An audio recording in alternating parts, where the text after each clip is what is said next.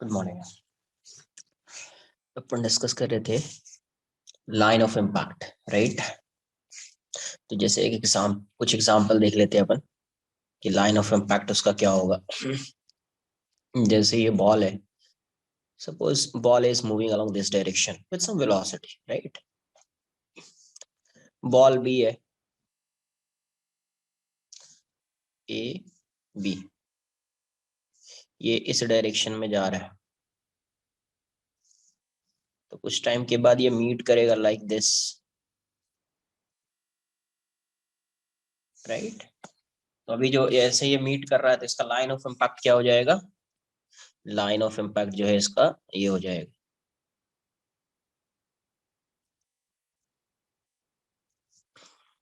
और ये जो है ये इसका कॉमन टेंजेंट हो जाएगा। ये हो जाएगा इसका LOI, लाइन ऑफ इम्पैक्ट।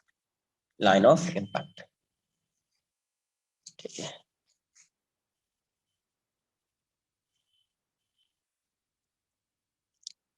जैसे ग्राउंड है और ग्राउंड पे एक बॉल आके स्ट्राइक कर रही है,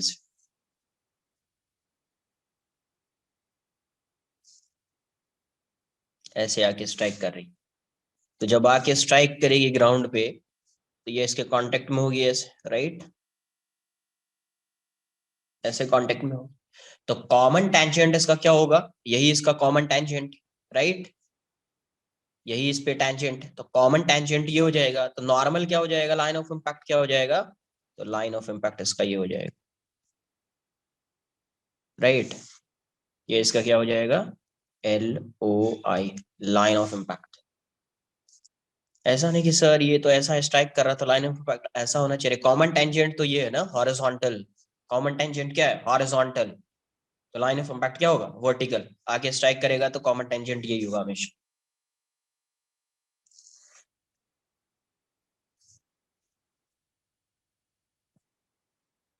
मान लीजिए ये एक बॉल आके स्ट्राइक कर रही है यहाँ पे, कहीं यहाँ पे, तो क्या हो जाएगा इसका लाइन ऑफ इम्पैक्ट?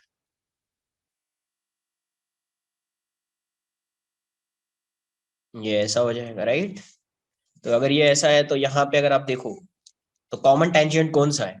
ये बॉल है, बॉल के साथ टेंजेंट ये है, तो ये है कॉमन टेंजेंट, राइट। तो कॉमन टेंजेंट ये है तो नॉर्मल इसका कैसा होगा? ऐसा होगा। नॉर्मल इसका कैसा होगा? ऐसा होगा। ये क्या हो जाएगा? Line of impact. ये क्या हो जाएगा? Line of impact, right. ये इसका कॉमन टेंजेंट, कॉमन टेंजेंट। यहाँ पे ये कॉमन टेंजेंट, टेंजेंट, और यहाँ पे ये कॉमन टेंजेंट।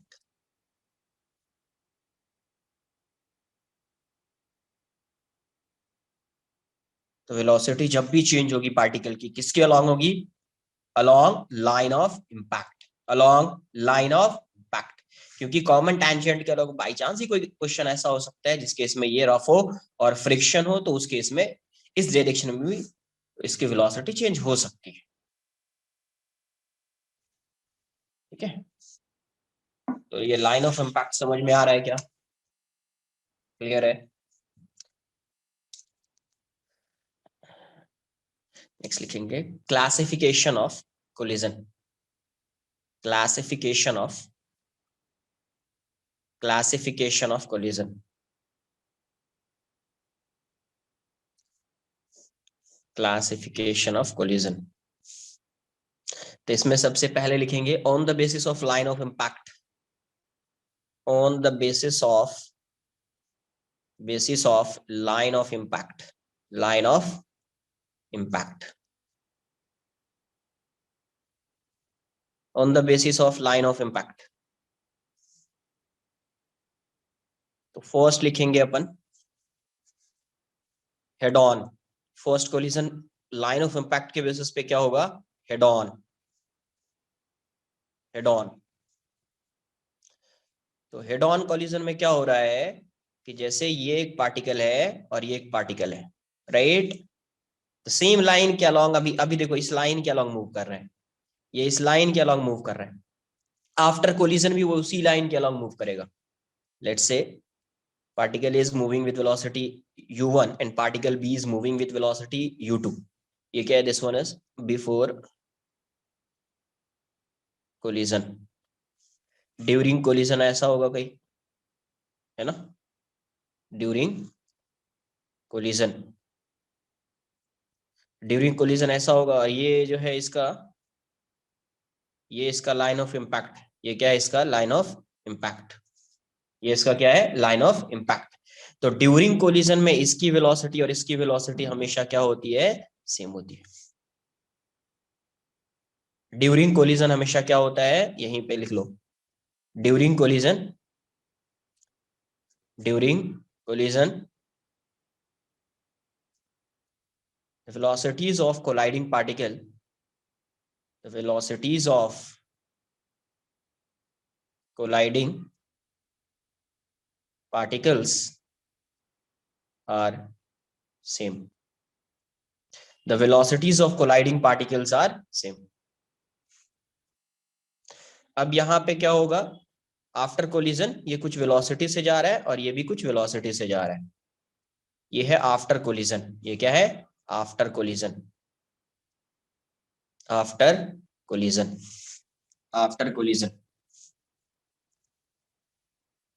आफ्टर कोलिजन लिखा ये. तो देखो ये एक ही लाइन के अलॉन्ग मूव कर रहा है. या तो एक ही लाइन के अलॉन्ग मूव करने का मतलब है, जैसे कि यहाँ पे एक हॉरिजॉन्टल लाइन ड्रॉ कर दी थी, जो इसी के अलॉन्ग मूव करेगा, इधर राइट वर्ड्स और लेफ्ट वर्ड्स, है ना? या एक राइट में जाएगा तो दूसरा लेफ्ट में जाएगा, वैसा. तो यहाँ पे हेड ऑन कोलिजन में क्या होता है? If the colliding particles are along the same line before and after collision, if the velocities of colliding particles are along the same line before and after collision, then such type of collision is said to be head on. क्या हो जाएगा? head on हो जाएगा. क्या होना चाहिए? velocities of colliding particle are along same line, same line के along होना चाहिए बिफोर एंड आफ्टर कोलिजन. जिस लाइन के अलॉन्ग पहले मूव कर रहा था, अभी भी उसी लाइन के अलॉन्ग मूव करेगा वो. राइट लेफ्ट कुछ हो सकता है, बट लाइन वही होगा. बोलने का मतलब ये है कि ये स्ट्रेट लाइन में ही मूव करेगा, राइट? तो इस कोलिजन को अपन क्या बोलेंगे? Head on. तो 1D कोलिजन हो गया ये कैसा कोलिजन होता है? 1D होता है. ऐसे कोलिजन को क्या बोलेंगे अपन? 1D. 1D कोलिजन है ये, one dimensional collision. Head on जो है ये 1D कोलिजन है. एक बार आप नोट कर लीजिए, डेफिनेशन पे जाएंगे फिर सेकंड. यस. तो जो बॉडी ये है वो लेफ्ट में भी जा सकता है ना आफ्टर कोलिजन? क्या बोला मैंने? क्या बोला ये बताओ? तो मतलब सेम लाइन के अलोंग होना चाहिए. सेम लाइन के अलॉन्ग. अच्छा, ऐसा नहीं बोला कि लेफ्ट राइट किसी भी डायरेक्शन में जा सकता है. Yes sir. तो फिर बोला ना, लेफ्ट राइट किसी भी डायरेक्शन में जा सकता है. हाँ, बट हमेशा उसका जो मूवमेंट होगा, मोशन होगा, वो ऐसा होगा कि P initial equals to P final. Initial momentum और फाइनल मोमेंटम सेम होगा. लेफ्ट राइट किसी में जाए उससे कोई मतलब नहीं है, बट मोमेंटम जो है वो सेम होना चाहिए. तो इसलिए अगर यहाँ पे दोनों बॉडी A एंड B है ना, if both bodies are moving along positive X, तो यहाँ पे आफ्टर कोलिजन एक बॉडी का पॉजिटिव एक्स में मूव करना कंपलसरी है, otherwise momentum can't be conserve. Sir. Yes sir, after collision system का as a whole momentum is conserved या इवन इंडिविजुअल बॉडी? अरे भाई साहब, सिस्टम. अच्छा. एक पार्टिकल पे तो फोर्स लग रहा है ना यार during collision, but net force system पे क्या है? 0 है. यस. अगर ये बताओ, एक पार्टिकल का अगर यहाँ पे मोमेंटम सेम होता तो कोलिजन के बाद किसी की वेलोसिटी चेंज होती? नो. चेंज नहीं होती. तो एक्सीडेंट होने से कुछ होता आज तक? नहीं सर. सर वो जो सेंटर वाला है कि during collision both have same velocity, वो कैसे हो गया? अरे भाई, ड्यूरिंग कोलिजन मतलब दोनों एक साथ ही है ना. Yes sir. तो एक साथ है, अगर मूव भी करेगा तो वेलोसिटी उस इंस्टेंट पे सेम ही होगी ना उसकी यार. कि डिफरेंट डिफरेंट होगी? एक ही साथ है और डिफरेंट वेलोसिटी हो सकती है क्या इसकी? अरे ये ऐसे जा रहा है, ऐसे जा रहा है. ड्यूरिंग कोलिजन मतलब चिपक गया. Yes sir. यस. हाँ, तो दोनों की वेलोसिटी सेम होगी ना.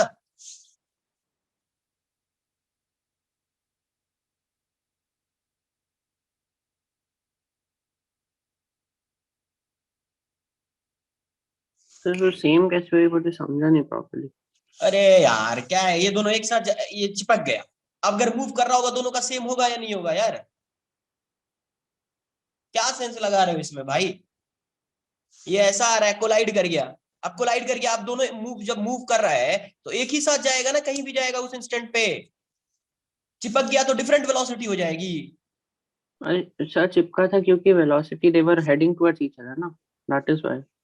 अरे भाई ड्यूरिंग कोलिजन का क्या मतलब होता है? There would be some gap between these two particles. No no. No तो फिर क्या मतलब? ऐसा हो गया। अब जब भी जाएगा तो वेलोसिटी डिफरेंट होगी क्या? No sir. तो फिर कहाँ कौन सा सेंस लगा लेते हो यार तुम? जब ये ऐसा है, कोलिजन का मतलब यहाँ पे कोई गैप होगा ही नहीं ड्यूरिंग कोलिजन। अगर इसकी वेलोसिटी होगी तो डिफरेंट कैसे हो सकती? तुम लॉजिक बता दो ना यार। डिफरेंट कैसे हो सकती है इसकी वेलोसिटी? ये बताओ पहले। अच्छा मतलब लाइक ए अगर बी से मूव करेगा तो वो डी को भी पुश करेगा क्योंकि गैप है ही नहीं, या बी भी तो करेगा ए को सेम कॉमन ही। सेंस होना चाहिए इन सब में। किसी को पता भी नहीं होगा ना। मैं अभी रोड पे से रिक्शा वाले भैया को ले आऊं ना, पूछ दूं कि भाई इसकी वेलोसिटी दोनों चिपक गया है, अगर अभी मूव करेगा तो ये 5 मीटर से जा रहा है, कितने से है वो भी बोलेगा 5 मीटर। चिपक गया है यार, एक साथ जाएगा ना। गैप यस थोड़ी सर। है कि डिफरेंट डिफरेंट डिस्टेंस ट्रैवल करेगा। तो वेलोसिटी तो सेम ही होगी दोनों की। Yes sir.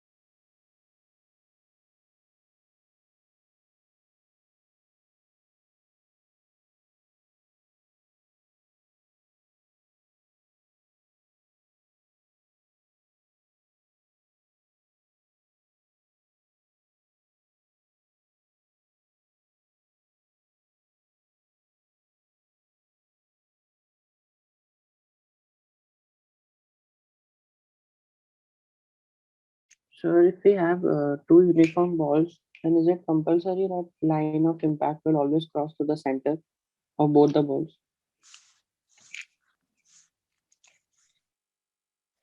9 या 10th में एक होता है मैथ्स में ज्योमेट्री। ठीक है, समझो। ये बताओ, ये इसका टेंजेंट। जब भी तुम इस पे नॉर्मल ड्रॉ करोगे, नॉर्मल हमेशा सेंटर से पास होता है, ऐसा कभी पढ़ा है? Yes, yes. Radius is perpendicular to तो tangent. जब दो बॉडी कांटेक्ट में होगी, कहीं पे भी, ऐसा है, ऐसा है, कैसा भी है, ऐसा है, तो जब भी आप टेंजेंट ड्रॉ करेंगे ऐसा होगा,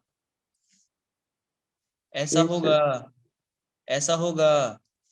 तो जब ये जो टेंजेंट है वो इस पे भी टेंजेंट है और इस पे भी टेंजेंट है, ये जो टेंजेंट है इस पे भी टेंजेंट है और इस पे भी टेंजेंट, ये जो टेंजेंट है इस पे भी टेंजेंट है और इस पे भी टेंजेंट।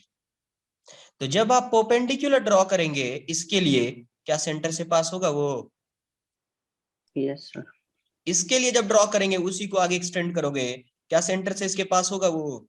Yes, yes. इसका मतलब कभी भी जब ड्रॉ करेंगे तो वो हमेशा सेंटर से पास होगा इसके। Yes. So this is like we are only studying about uniform spheres, ना? ये वाला part में. Yes yes yes. Okay. Regular irregular नहीं, इरेगुलर में तो फिर डिफरेंट हो जाएगा।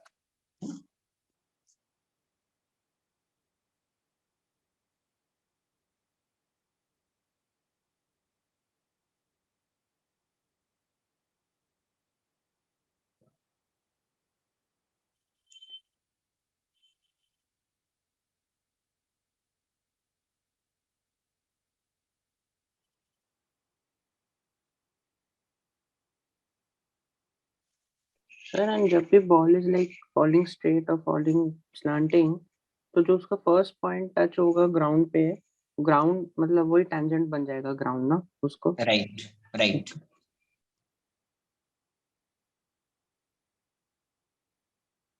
जैसे टच हुआ वही टेंजेंट, टेंजेंट हमेशा ग्राउंड के साथ, अगर ग्राउंड पे कोई बॉल आके स्ट्राइक कर रहा है, इसका मतलब टेंजेंट हमेशा जो होगा वो ग्राउंड ही होगा, राइट। तो अगर ग्राउंड ही टेंजेंट है, इसका मतलब जो नॉर्मल आएगा वो वर्टिकल आएगा। नॉर्मल कैसा आएगा? वर्टिकल आएगा always. Okay sir. Done.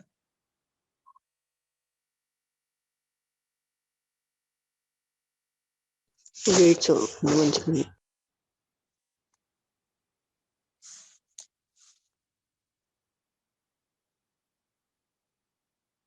Sir, can you please show the upper part once?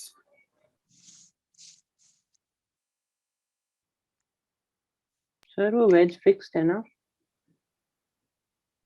अगर ये बताओ फिक्स हो या नहीं हो, फिक्स हो या नहीं हो, क्या इसका नॉर्मल या कॉमन टेंजेंट चेंज हो जाएगा क्या?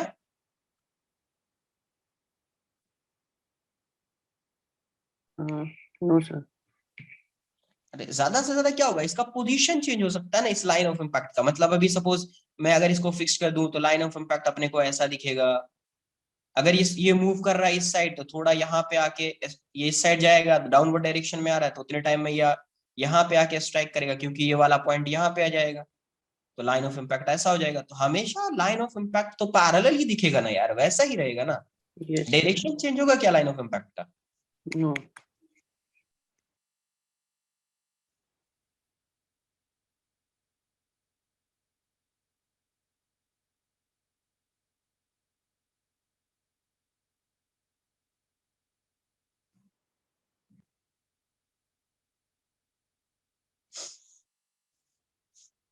डन। Yes, sir. लेकिन जैसे हेड ऑन कोलिजन में क्या, if the velocities of colliding particles, the velocities of if the velocities of colliding particles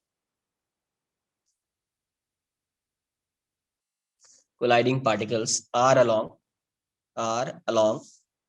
the same line, are along the same line before and after collision, before and after collision.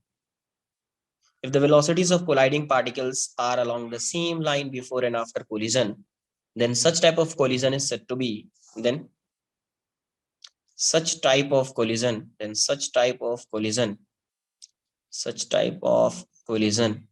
is said to be head on, said to be head on. उसी को क्या बोलेंगे अपन? Head on. Next oblique collision. Oblique collision, oblique collision या ये 2D collision होगा। कैसा होगा? 2D। ऑब्लिक कोलिजन का मतलब ये है कि जैसे एक पार्टिकल ऐसा जा रहा है U1 से, दूसरा पार्टिकल ऐसा जा रहा है U2 से, राइट। बिफोर कोलिजन है, बिफोर कोलिजन। कहीं यहाँ पे आके ये ऐसा हो जाएगा, कोलाइड कर रहा है सपोज ऐसा, इसका लाइन ऑफ इम्पैक्ट ये है AB। देखो पहले ये इस लाइन के अलोंग जा रहा है, अभी ये इस लाइन के अलोंग जा रहा है, इसका लाइन ऑफ इम्पैक्ट ये है। Line of impact different during collision,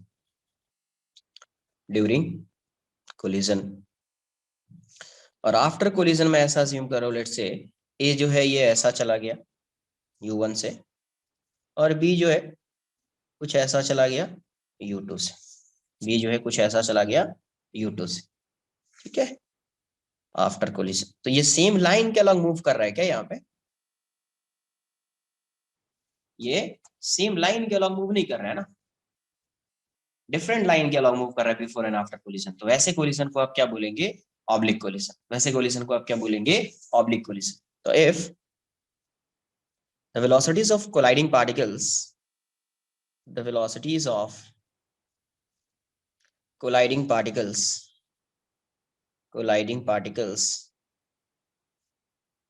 are along different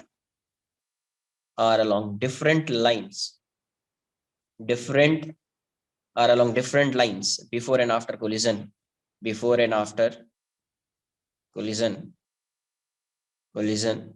then such type of collision is said to be oblique. Such type of collision is said to be oblique. वैसे collision को क्या बोलेंगे? Oblique collision. Next,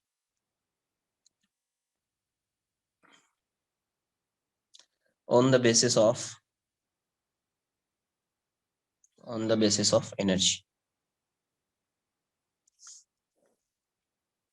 energy के basis पे क्या होता है? First लिखेंगे इलास्टिक कोलिजन।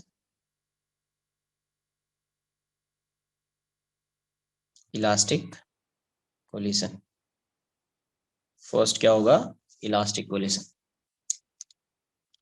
देखो इलास्टिक कोलिजन में क्या होगा कि जब बॉडी कोलाइड कर रही है, तो कभी भी कोई भी कोलिजन है, तो जब बॉडी कोलाइड करेगी, जैसे ये बॉडी इस साइड जा रही है v1 से और इस साइड v2 से, तो इसकी स्पीड ग्रेटर होगी तभी कोलिजन होगा। अगर ये बॉडी कोलाइड कर रही है तो ड्यूरिंग कोलिजन क्या होगा? ड्यूरिंग कोलिजन हो सकता है इसके शेप में कुछ चेंज आ जाए, क्योंकि ये इलास्टिक अपन बात कर रहे हैं, elastic in elastic, perfectly in elastic, वैसा। तो बॉडी के अंदर तो इलास्टिक नेचर होता है, राइट?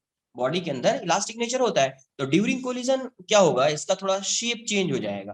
तो शेप चेंज होगा, इसका मतलब इसकी एनर्जी जो है, शेप चेंज होने का मतलब क्या है? उसमें कुछ ना कुछ एनर्जी गई होगी, तभी तो शेप चेंज हुआ है। तो इसका मतलब है कि इसकी कुछ काइनेटिक एनर्जी जो है वो पोटेंशियल एनर्जी में चेंज हो जाती है।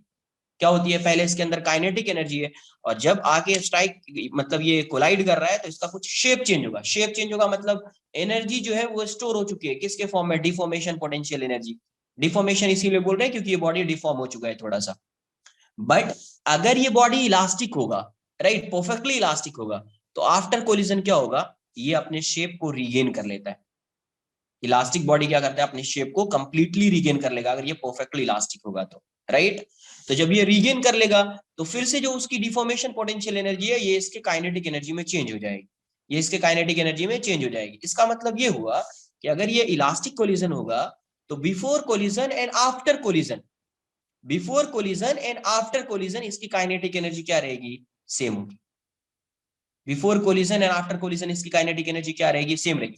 बट ड्यूरिंग कोलिजन की अगर बात करेंगे ना, तो there would be some energy loss in the sense there would be some kinetic energy loss. Total energy में तो लॉस नहीं है, बट काइनेटिक एनर्जी में कुछ लॉस आ जाएगा। क्यों आ जाएगा? क्योंकि इसकी कुछ काइनेटिक एनर्जी की वजह से, इसकी वेलोसिटी की वजह से इसका शेप चेंज हुआ है ना थोड़ा सा, इसका भी और इसका भी। तो जो शेप चेंज हुआ है तो किसकी वजह से हुआ? वेलोसिटी की वजह से। इसका मतलब उसकी काइनेटिक एनर्जी किस में चेंज हो गई है? डिफॉर्मेशन पोटेंशियल एनर्जी में चेंज हो चुकी है। बट अगर बॉडी परफेक्टली इलास्टिक होगी तो आफ्टर कोलिजन जब ये सेपरेट होगा तो ये अपने शेप को रीगेन कर लेगा और ये भी अपने शेप को रीगेन कर लेगा। इसका मतलब फाइनली इसकी काइनेटिक एनर्जी और इसकी काइनेटिक एनर्जी, जो फाइनल काइनेटिक एनर्जी है, मतलब काइनेटिक एनर्जी आफ्टर कोलिजन, वो किसके इक्वल हो जाएगा? Kinetic energy before collision. लेकिन अगर यही इनइलास्टिक कोलिजन होता, इनइलास्टिक का मतलब बॉडी जो है वो परफेक्टली इलास्टिक नहीं है, तो उस केस में जब कोलिजन होगा और फिर से जब ये सेपरेट होगा तो ये अपने शेप को रीगेन नहीं कर पाएगा कंप्लीटली, ये अपने शेप को रीगेन नहीं कर पाएगा कंप्लीटली। इसका मतलब है इसकी जो कुछ एनर्जी है वो किस में चली जाएगी? इसकी kinetic energy deformation potential energy के फॉर्म में। इसका मतलब जो फाइनल काइनेटिक एनर्जी आएगी that would be less than kinetic energy before collision, that would be less than kinetic energy before collision. मतलब काइनेटिक एनर्जी इसकी डिक्रीज हो जाएगी। और परफेक्टली इनइलास्टिक कोलिजन क्या होता है? अपन पढ़ेंगे elastic collision, inelastic collision, third पढ़ेंगे परफेक्टली इनइलास्टिक कोलिजन। तो परफेक्टली इनइलास्टिक कोलिजन में क्या होता है कि जब बॉडी आके स्ट्राइक करेगा इस पे, तो इसकी और इसकी जो वेलोसिटी होगी along line of impact वो सेम हो जाएगी। along line of impact क्या हो जाएगी, line of impact भी इसकी वेलोसिटी सेम हो जाएगी।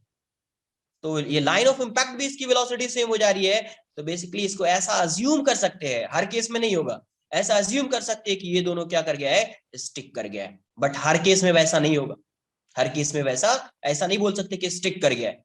सिर्फ क्या बोल सकते हैं, इसका इसकी जो वेलोसिटी है अलोंग लाइन ऑफ इंपैक्ट, ये दोनों सेम हो जाएगी, ये दोनों क्या हो जाएगी, सेम हो जाएगी।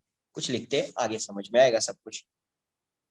इलास्टिक कोलिजन, इलास्टिक कोलिजन में क्या बोला, in an elastic collision, in an elastic collision, the colliding particles, the colliding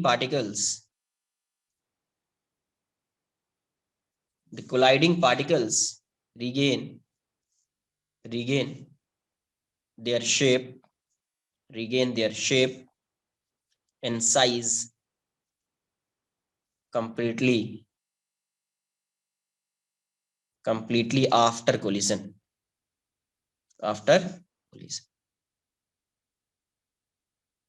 तो इसलिए क्या होता है, जो काइनेटिक एनर्जी बिफोर कोलिजन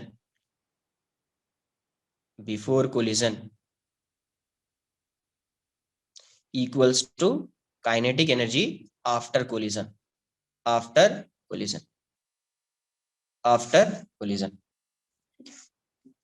और हमेशा जब भी कोलिजन होगा, आपको कोलिजन में क्या बताया है कि P initial equals to P final, momentum हमेशा क्या रहेगा, कंजर्व रहेगा।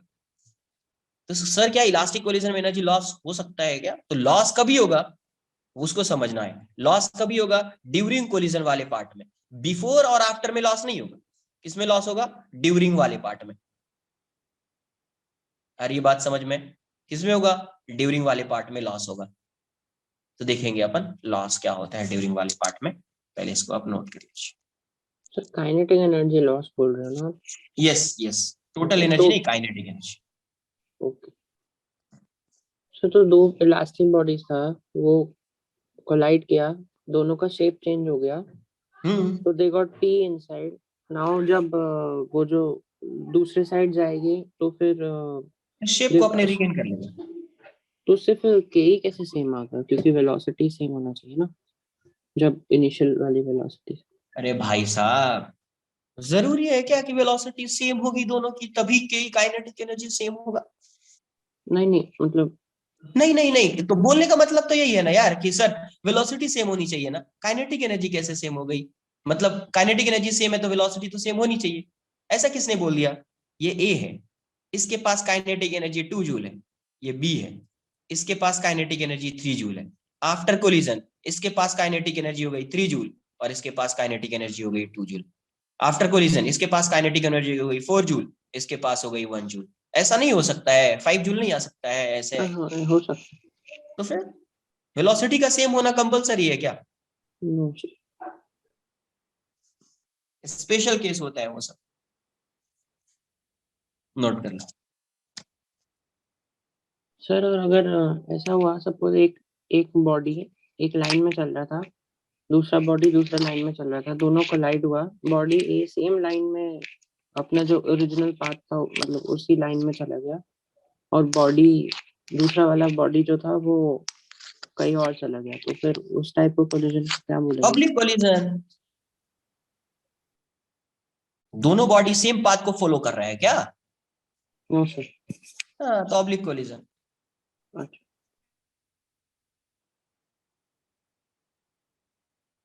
क्या लिखा है यहाँ पे, 2D देख लेना, 2D है क्या है, हेड ऑन कोलिजन हमेशा 1D होते हैं।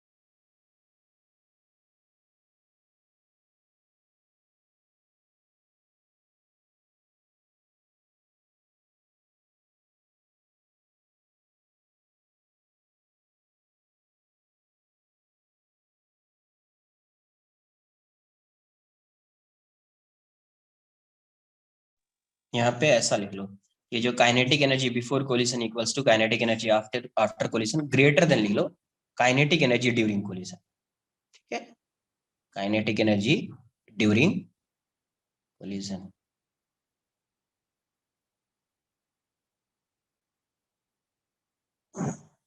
Kinetic energy during collision.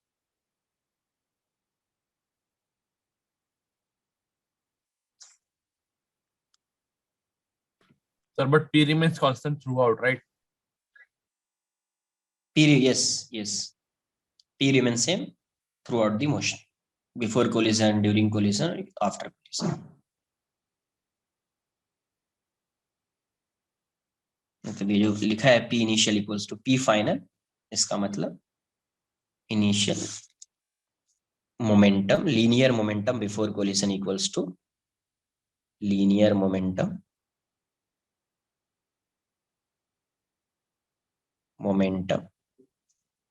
before collision equals to linear momentum लिखा है after collision equals to linear momentum during collision. Momentum during collision. Linear momentum before collision equals to linear momentum after collision equals to linear momentum during collision.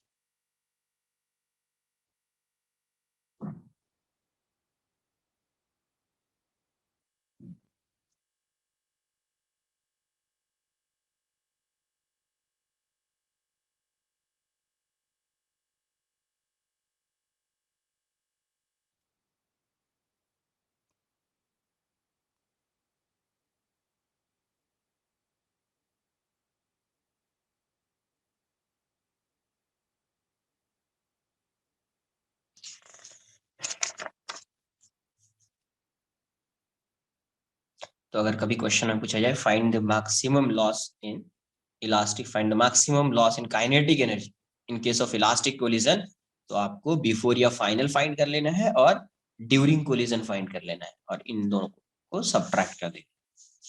क्या करना है, अगर आपसे पूछा जाए find the maximum loss in kinetic energy during elastic collision, तो उस case में आपको क्या करना है, या इन एन इलास्टिक कोलिजन, तो उस केस में या तो kinetic energy before collision find कर लीजिए या आफ्टर फाइंड कर लीजिए, दोनों तो सेम ही होगा, और एक kinetic energy during collision find कर लीजिए और फिर दोनों को सबट्रैक्ट कर दीजिए, इसको इसको या इसको।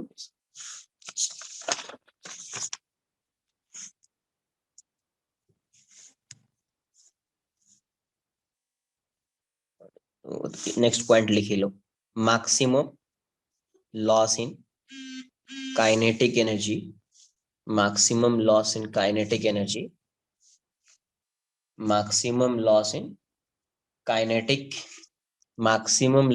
in kinetic energy in an elastic collision, in an elastic collision। इसमें क्या आएगा, मैक्सिमम लॉस में क्या लिखेंगे अपन, इसमें काइनेटिक एनर्जी बिफोर कोलिजन या आफ्टर कोलिजन, दोनों तो सेम ही रहेगा, right, collision minus kinetic energy during collision,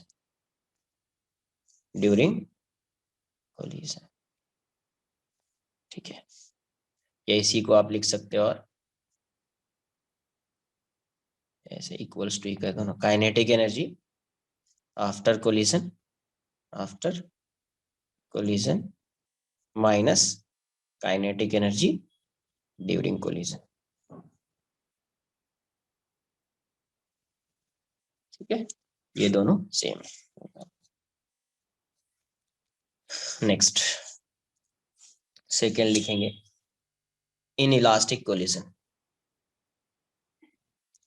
in elastic collision, तो इन इलास्टिक कोलिजन में क्या होता है, in elastic collision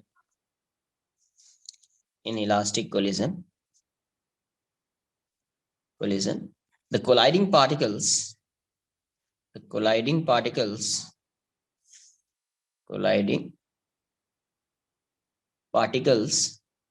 do not regain their shape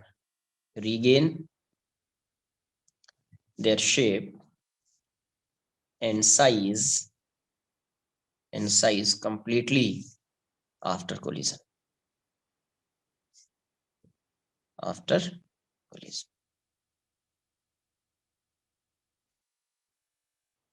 तो इस केस में क्या होता है, सम फ्रैक्शन ऑफ, बोल सकते हैं some fraction of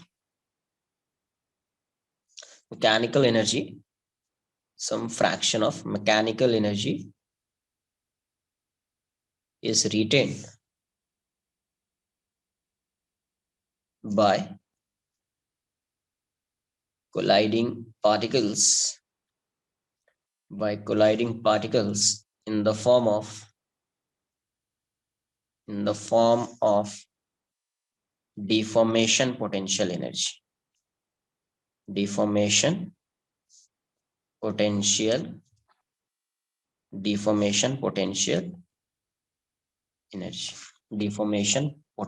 energy.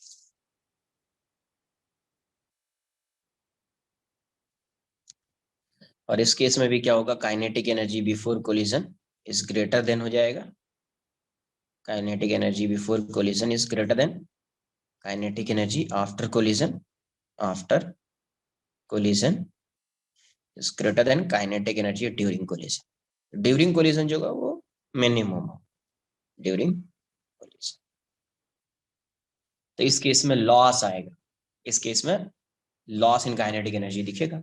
And P initial momentum before collision equals to linear momentum after collision equals to linear momentum during collision.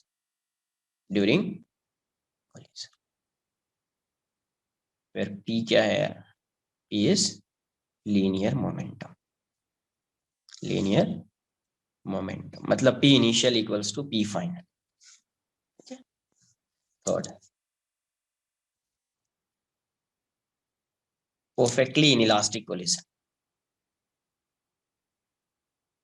Perfectly inelastic collision. Perfectly inelastic collision. तो perfectly inelastic collision में क्या होता है, in perfectly inelastic collision,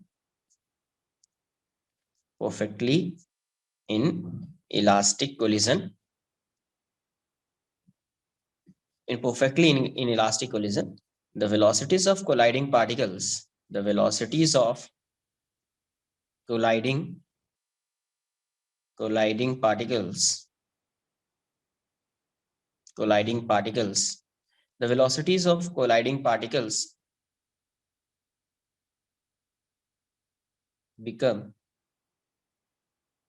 become same along line of impact. Line of impact के along क्या हो जाता है, इसकी velocity, colliding particles की velocity same हो जाती है. The velocities of colliding particles become same along line of impact. दोनों की velocity same हो जाएगी, किसके along, line of impact के along. तो आप ऐसा बोल सकते हैं, so it is assumed that the particles stick together before and particle stick together after collision and move with same velocity. अगर move कर रहा है तो आप ऐसा assume कर सकते हैं, है ना. If colliding particles are moving after collision, तो उस केस में आप बोल रहे हैं कि अगर वो move कर रहा है collision के बाद, तो वैसा आप assume कर सकते हैं कि वो stick कर गया है, right? नोट कर लो एक बार, तभी उसकी velocity same होगी line of impact के along, वरना नहीं होगी.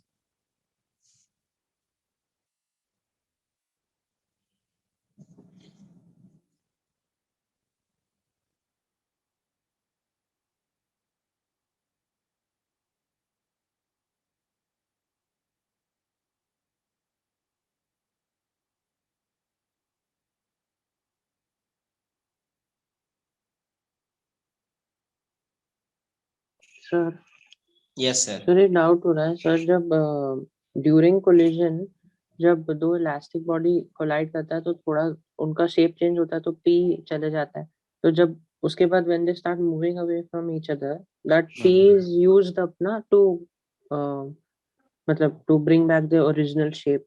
यस, हाँ तो उतना एनर्जी तो मतलब वेस्ट हो गया ना, फिर के कैसे?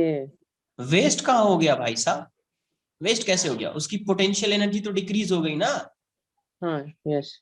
तो पोटेंशियल एनर्जी डिक्रीज हो गई तो इसीलिए तो अभी उसकी काइनेटिक एनर्जी पहले जितनी हो गई है, वरना काइनेटिक एनर्जी पहले जितनी कैसे होगी? एक्स्ट्रा एनर्जी थोड़ी अपन ऐड कर रहे हैं इसमें। Yes sir. नहीं सर, शेप ओरिजिनल आया तो आप बोल रहे हो कि इंक्रीज हो गया उसके वजह से। हाँ क्योंकि अरे पहले जो एनर्जी गई थी, बताओ उसकी एनर्जी कैसे डिफॉर्म हो गई, मतलब उसका शेप कैसे डिफॉर्म हो गया? क्योंकि जब कोलाइड किया था तो अंदर पी स्टोर हो गया था। हाँ तो मतलब कौन सी एनर्जी गई उसके अंदर? पोटेंशियल एनर्जी, अब देख लो, मतलब kinetic energy of the other body. Kinetic energy का कुछ पार्ट गया ना यार। Yes yes. पोटेंशियल एनर्जी के फॉर्म में तो स्टोर हुआ है ना, बट काइनेटिक एनर्जी का कुछ पार्ट गया ना वो। हाँ तो जब काइनेटिक एनर्जी का कुछ पार्ट गया है, तो ये बताओ जब वो पोटेंशियल एनर्जी चेंज होगा तो वो जब डिफॉर्मेशन पोटेंशियल एनर्जी चेंज हो जाएगा, क्यों चेंज होगा? क्योंकि वो जीरो हो जाएगा। जब उसका शेप वो ओरिजिनल शेप में आ जाएगा तो वो एनर्जी फिर से कहाँ चली जाएगी? Kinetic energy. तो इसीलिए तो सेम हो रहा है ना, kinetic energy before collision equals to kinetic energy after collision. ये सब जो प्रोसेस होता है, इसका जो टाइम इंटरवल होता है, ये टेंडिंग टू जीरो होता है। क्या होता है? Tending to zero. बहुत ही कम टाइम होता है। सर तो मतलब शेप चेंज होने मतलब शेप ओरिजिनल आया तो उसमें एनर्जी नहीं यूज हुआ फिर? अरे जो एनर्जी उसके अंदर स्टोर थी वो और भी रिलीज हो जाएगी ना भाई साहब। Yes sir. तो रिलीज हो गई तो क्या हो गया? वो जो एनर्जी स्टोर किया वो एनर्जी गई कहाँ फिर? अभी तो ओरिजिनल शेप में है, तो वो एनर्जी गई कहाँ? के में जाना चाहिए। तो काइनेटिक एनर्जी में गई, इसीलिए initial kinetic energy before collision equals to kinetic energy after collision. Okay. Yes sir. So here the potential energy is basically the momentum, and after the collision, it is momentum along with the deformation energy, right? Momentum along ऐसा नहीं बोल सकते कि Like, momentum, because like energy का this कोई one. Direction कैसे relate कर पाओगे मोमेंटम अलोंग पोटेंशियल एनर्जी? हाँ आप सिर्फ इतना बोल सकते कि मोमेंटम की वजह से, है ना, जो पार्टिकल डिफॉर्म हो रहा है due to momentum of this colliding particles, right? तो उसी की वजह से उसके अंदर डिफॉर्मेशन, मतलब वो डिफॉर्म हो रहा है। अलोंग की बात बोलना वो सही नहीं है, बट डिफॉर्म उसी की वजह से हो रहा Okay, sir. है।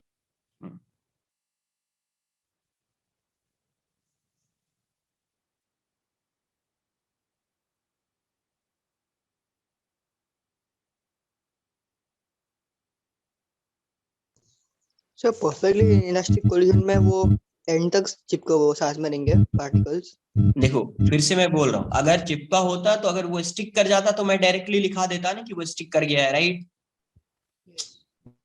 अगर वैसा होता तो मैं डायरेक्टली वो यहाँ पे वो सेंटेंस आता ना यार, है ना? क्या लिखते हैं अपन? Both the particles stick together after collision, right? वैसा लिखा देता ना मैं। मैं क्या बोल रहा हूँ? In perfectly inelastic collision the velocities of colliding particles become same along line of impact. Line of impact के अलोंग उसकी वेलोसिटी सेम हो जाती है। तो ये सेम हो जा रही है दोनों की वेलोसिटी, तो आप ऐसा अज्यूम कर सकते हैं कि both if particles are moving, है ना, if particles are moving, move कर रहा है, then in that case you can assume that particles stick together after collision. ऐसा अज्यूम कर सकते हैं आप, राइट?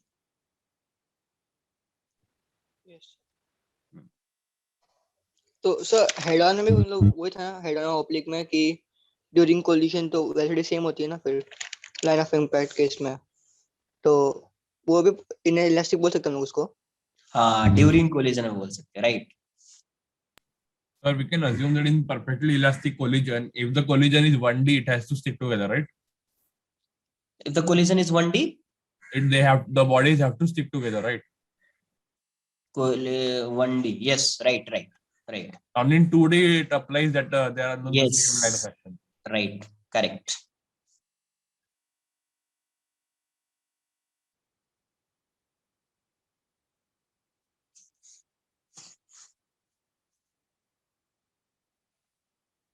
मैं उस पॉइंट को यहाँ पे मेंशन कर रहा हूँ, वो स्टिक वाला पार्ट। सर वो इनइलास्टिक वाले में जब दोनों कोलाइड करता है तो like maximum P has gone into the body, उसके बाद जब सेपरेट होता है तो थोड़ा बहुत शेप नॉर्मल आता है बट नॉट कंप्लीटली। यस, इसलिए क्या हो रहा है, ये दोनों डिफरेंट है। अगर शेप कंप्लीटली आ जाता तो ये दोनों सेम हो जाता, राइट? हाँ यस सर। लेकिन कुछ शेप अभी भी चेंज मतलब उसका जो है डिफॉर्म हो चुका है। तो डिफॉर्म हो चुका है इसका मतलब उसके अंदर कुछ ना कुछ तो काइनेटिक एनर्जी जो है वो पोटेंशियल एनर्जी के फॉर्म में स्टोर हो चुका है उसमें, राइट? इसलिए kinetic energy before collision is greater than kinetic energy after collision. और आपको पता है ड्यूरिंग कोलिजन जो होगा वो शेप जो होगा डिफॉर्मेशन जो हो रहा है उसका वो मैक्सिमम होगा किसके अंदर, ड्यूरिंग कोलिजन। तो ड्यूरिंग कोलिजन में जो है पोटेंशियल एनर्जी जो है deformation potential energy would be maximum. इसलिए हमेशा जब काइनेटिक एनर्जी फाइंड करेंगे तो ये लेस आएगा। Yes sir.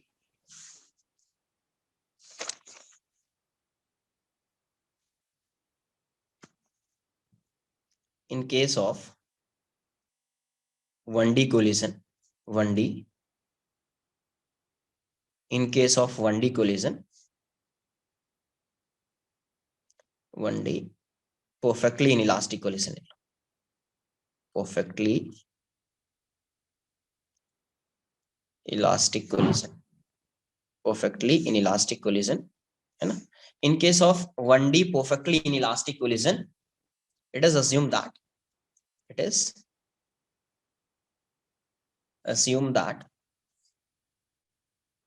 the colliding particles, वो भी assume कर रहे हैं, compulsory नहीं, it is assumed that the colliding particles stick together and stick together after collision, after collision and move with same velocity,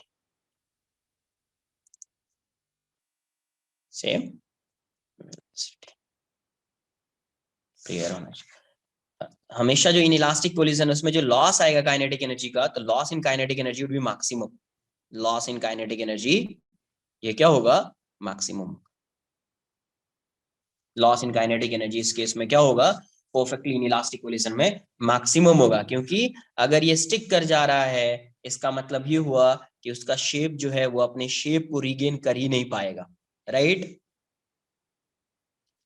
ये U1 से जा रहा है, ये U2 से जा रहा है, तो ये ऐसे ही मूव करता रहेगा V से, तो इसलिए इसमें जो लॉस आएगा वो क्या आएगा, मैक्सिमम आएगा। सर आप यस सर मैं ऐसे बोल सकते हैं इसका वो एग्जांपल होगा, एक ब्लॉक पड़ा हुआ है, एक बुलेट फायर किया, बुलेट अंदर ही रह गया। Right before So collision. in 1D motion for this, there is no after collision. It's just during collision and before collision.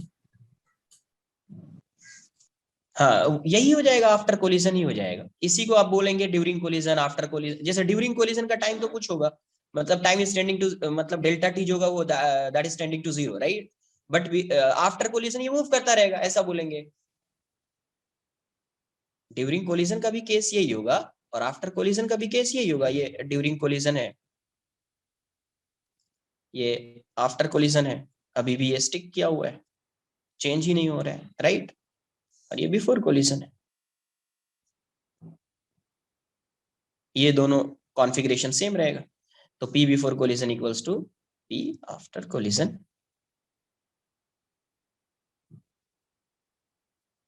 Equals to P during collision.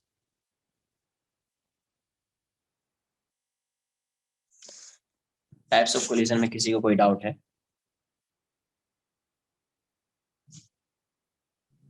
So potential energy remains constant at any time, anywhere, right? Yes, Okay. if there is no friction acting on the block. Sir, why is that for 1D collision only, not 2D? जैसे देखो ये ऐसा है, ठीक है, ये ऐसा है, अब देखो ये ऐसा है, ये एक पार्टिकल ऐसा आके स्ट्राइक कर रहा है, ऐसा आके यहाँ पे पार्टिकल स्ट्राइक कर रहा है, तो इसकी दो वेलोसिटी होगी, दो कंपोनेंट होगा, एक इस डायरेक्शन में, एक इस डायरेक्शन में। Yes sir. अब देखो अगर ये परफेक्टली इनइलास्टिक कोलिजन है तो क्या ये ग्राउंड जो है वो मूव कर सकता है क्या इसके अलावा? नो। बट क्या ये ग्राउंड इसके इस वेलोसिटी को जीरो कर सकता है क्या? If there is no friction acting on the block, क्योंकि स्मूथ सरफेस में नो। इसको चेंज नहीं कर सकता है ना, राइट? यस। बट इस ब्लॉक की वेलोसिटी, ग्राउंड की वेलोसिटी तो जीरो होगी आफ्टर कोलिजन भी, बिफोर कोलिजन भी। तो लाइन ऑफ इंपैक्ट के अलोंग देखो, इसकी वेलोसिटी अगर जीरो है तो इस ब्लॉक की वेलोसिटी भी क्या हो जाएगी, इसके अलोंग आफ्टर कोलिजन जीरो हो जाएगी। Yes sir. बट इसकी वेलोसिटी तो होगी ना इस डायरेक्शन में, इस ब्लॉक की वेलोसिटी तो होगी ना इस डायरेक्शन में। तो क्या इसको, अगर ये इसको जीरो नहीं कर रहा है ग्राउंड, तो ये ब्लॉक मूव कर रहा है ना, तो क्या ये ब्लॉक इस ग्राउंड के साथ स्टिक हुआ क्या? No sir. बट अगर यही है ऐसा आता, 1D होता, 1D होता मतलब ऐसा आता, यहां पे आके स्ट्राइक करता, तो क्या ये इसकी ग्राउंड जो है इसकी वेलोसिटी को भी जीरो कर देता, क्योंकि ग्राउंड रेस्ट में है, राइट? Yes sir. क्योंकि ग्राउंड की वेलोसिटी जो है आफ्टर कोलिजन इस लाइन ऑफ इंपैक्ट के अलोंग जीरो है, तो इस बॉल की वेलोसिटी भी after collision line of impact के अलोंग जीरो हो जाएगी। इसका मतलब ब्लॉक मूव नहीं करेगा। अगर ब्लॉक मूव नहीं कर रहा है तो क्या आप ऐसा अज्यूम कर सकते हैं कि ये ब्लॉक जो है इस ग्राउंड के साथ स्टिक कर चुका है? हाँ yes sir.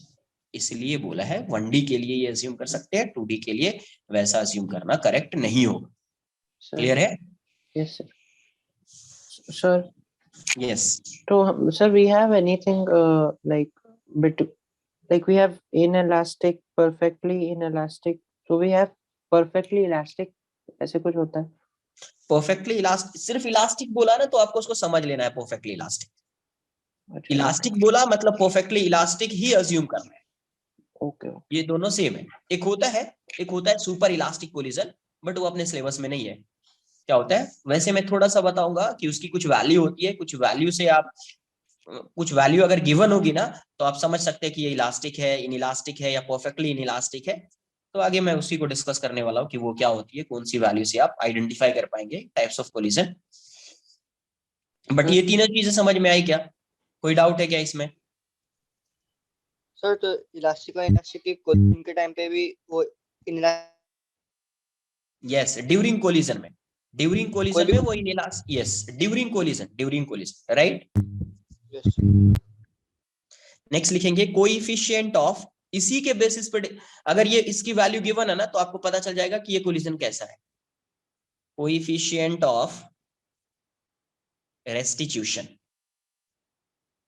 Coefficient of restitution E से रिप्रेजेंट करते हैं। ये चीज कुछ पहले से डिफाइन है, उसको अपन लिख देते हैं। ई की वैल्यू, ई जो होता है वो होता है वेलोसिटी ऑफ, समझ लीजिए क्या है, velocity of approach, velocity of separation along line of impact, approach ne separation, velocity of separation along line of impact LOI upon velocity of approach along line of impact, along line of impact, velocity of separation along line of impact upon velocity of approach along line of impact, ये होता है क्या, coefficient of restitution. अब देखो कैसे आपको find करना है वेलोसिटी ऑफ अप्रोच और कैसे फाइंड करना है वेलोसिटी ऑफ सेपरेशन, उसको भी आप समझ लीजिए। किसके अलोंग फाइंड करना है, तो लाइन ऑफ इंपैक्ट के अलोंग होना चाहिए। किसके अलोंग होना चाहिए, लाइन ऑफ इंपैक्ट के अलोंग होना चाहिए। जैसे ये U1 जा रहा है, ये U2 है, ये बिफोर कोलिजन है, बिफोर कोलिजन, अगर ये बिफोर कोलिजन है, अगर A और B कोलाइड कर रहा है, इसका मतलब तो क्लियर है ना यार कि U1 must be greater than U2, तभी कोलिजन होगा, राइट। अब यहाँ पे ये ड्यूरिंग कोलिजन है तो इसका लाइन ऑफ इंपैक्ट ये LOI, तो ये लाइन ऑफ इंपैक्ट के अलोंग ही मूव कर रहा है अभी आफ्टर कोलिजन, ये ड्यूरिंग कोलिजन, ड्यूरिंग कोलिजन। ए जो है वो v1 से मूव कर रहा है and b is moving with velocity v2। ये है आफ्टर कोलिजन। आफ्टर कोलिजन तो जब भी आप फाइंड करेंगे वेलोसिटी ऑफ अप्रोच, वो कहां से आएगा? यहां से आएगा, क्योंकि ये इसको अप्रोच कर रहा है। जब भी वेलोसिटी ऑफ सेपरेशन फाइंड करेंगे कहां से आएगा? आफ्टर कोलिजन से आएगा। बिफोर कोलिजन यहां से आप फाइंड करेंगे वेलोसिटी ऑफ, यहां से आप फाइंड करेंगे वेलोसिटी ऑफ अप्रोच हमेशा, ऑलवेज, और यहां से आप फाइंड करेंगे वेलोसिटी ऑफ सेपरेशन। यहां पे सेपरेट हो रहा है। यहां से आप क्या फाइंड करेंगे? Velocity of approach. यहां से आप क्या फाइंड करेंगे? Velocity of separation. तो वेलोसिटी ऑफ अप्रोच यहां पे क्या होगा? अगर मुझे फाइंड करना होगा तो क्या बताएंगे? यहाँ पे वेलोसिटी ऑफ अप्रोच यहाँ पे क्या है? u1 minus mu2। हाँ, और वेलोसिटी ऑफ सेपरेशन क्या होगा यहाँ पे?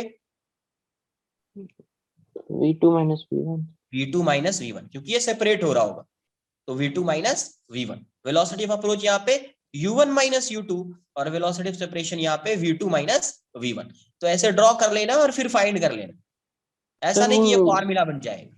सर जो Yes. ग्रेटर है वो उस पर डिपेंड करेगा ना, दिए क्वेश्चन में। नहीं भी दिया होगा कुछ भी गिवन, अगर ये ऐसा दिया हुआ है वेलोसिटी ऑफ सेपरेशन आप फाइंड कर लोगे, ऐसा अगर कुछ ऐसा गिवन है तब तो फाइंड कर लेंगे, नहीं है तो भी आप ऐसा ही फॉर्मूला यूज करेंगे, जो भी आना है आंसर आ जाएगा। ठीक है, ई की वैल्यू नेगेटिव नहीं होगी, वो बस सिर्फ ये ध्यान रखना है अपने को, E can't be negative. You can also find the velocity of separation from the E also. If there's always a question for it. Yes, हाँ फाइंड कर सकते, सब आएगा। पहले नोट कर लो इसको, देखते हैं अपन, सब कुछ आने वाला है, कैसे फाइंड करेंगे, क्या होता है नहीं होता, सब फाइंड पहले नोट कर लीजिए। ये सब जो है कोलिजन का, ये सब बेसिक्स ये आएगा, तो इसका एप्लीकेशन पार्ट जो है वो आपको आ जाएगा, कैसे सॉल्व करते क्वेश्चन को, ये सब आएगा। Sir yes sir. सर तो जो इलास्टिक बॉडीज होती है, like they will completely regain their shape, in elastic थोड़ा बहुत रीगेन करेगा, यस, और perfectly in elastic will not regain. Yes, right right. Okay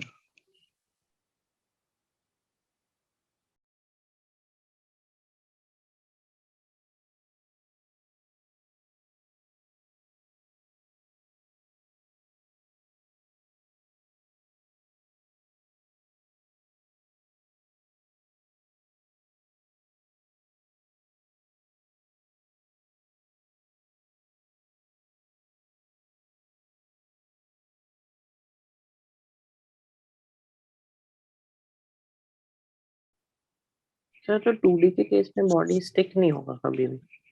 नहीं होगा।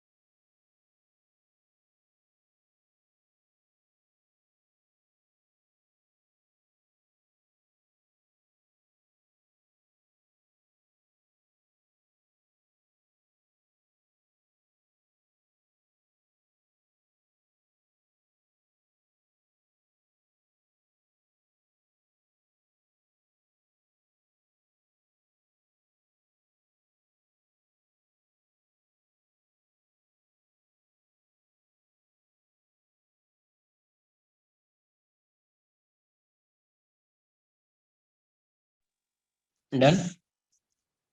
यस तो यहाँ पे वेलोसिटी ऑफ अप्रोच अगर फाइंड करना होगा velocity of approach. तो आप यहाँ से क्या बोल सकते हैं, v approach along line of impact, वही उसका line of impact है अभी, तो velocity of approach हो जाएगा u1 minus u2. velocity of separation की बात करेंगे तो क्या हो जाएगा, v separation जो आ जाएगा ये हो जाएगा v1 minus v2. hence e की वैल्यू क्या हो जाएगी, v separation upon v approach along line of impact, right? तो ये e की वैल्यू को आप बोल सकते हैं v2 minus v1 होगा ये, तो v2 minus v1 upon u1 minus u2, right?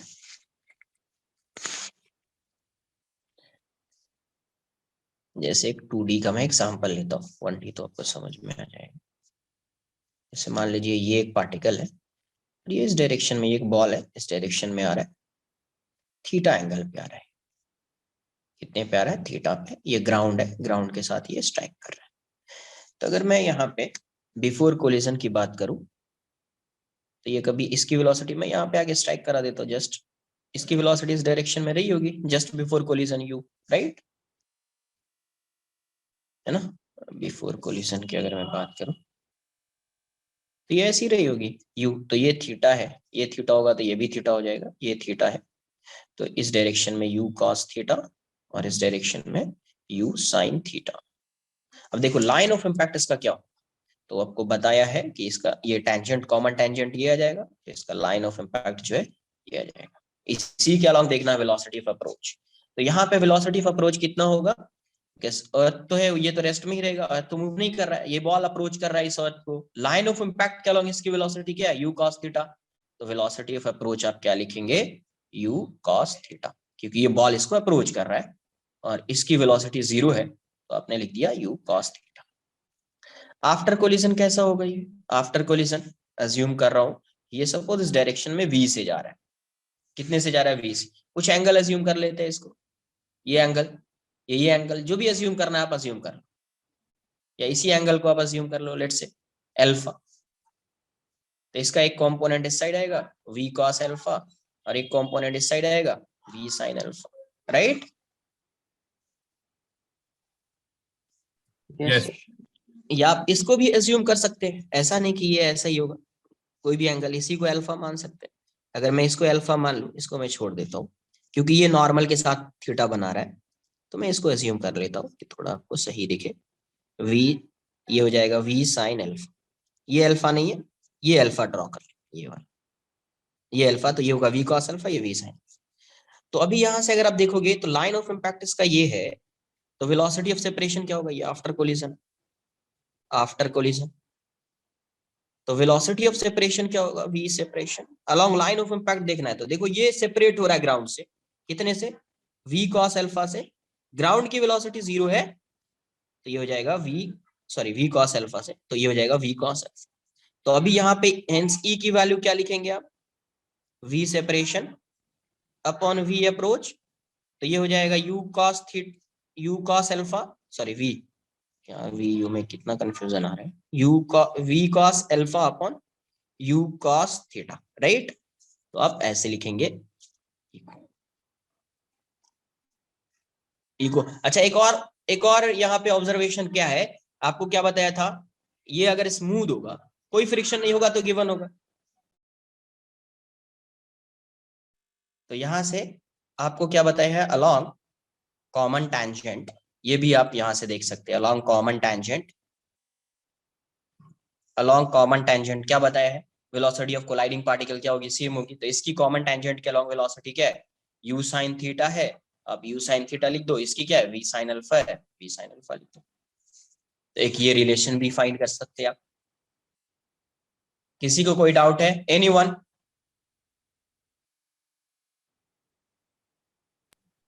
Note कर लीजिए, नोट कर लीजिए फिर।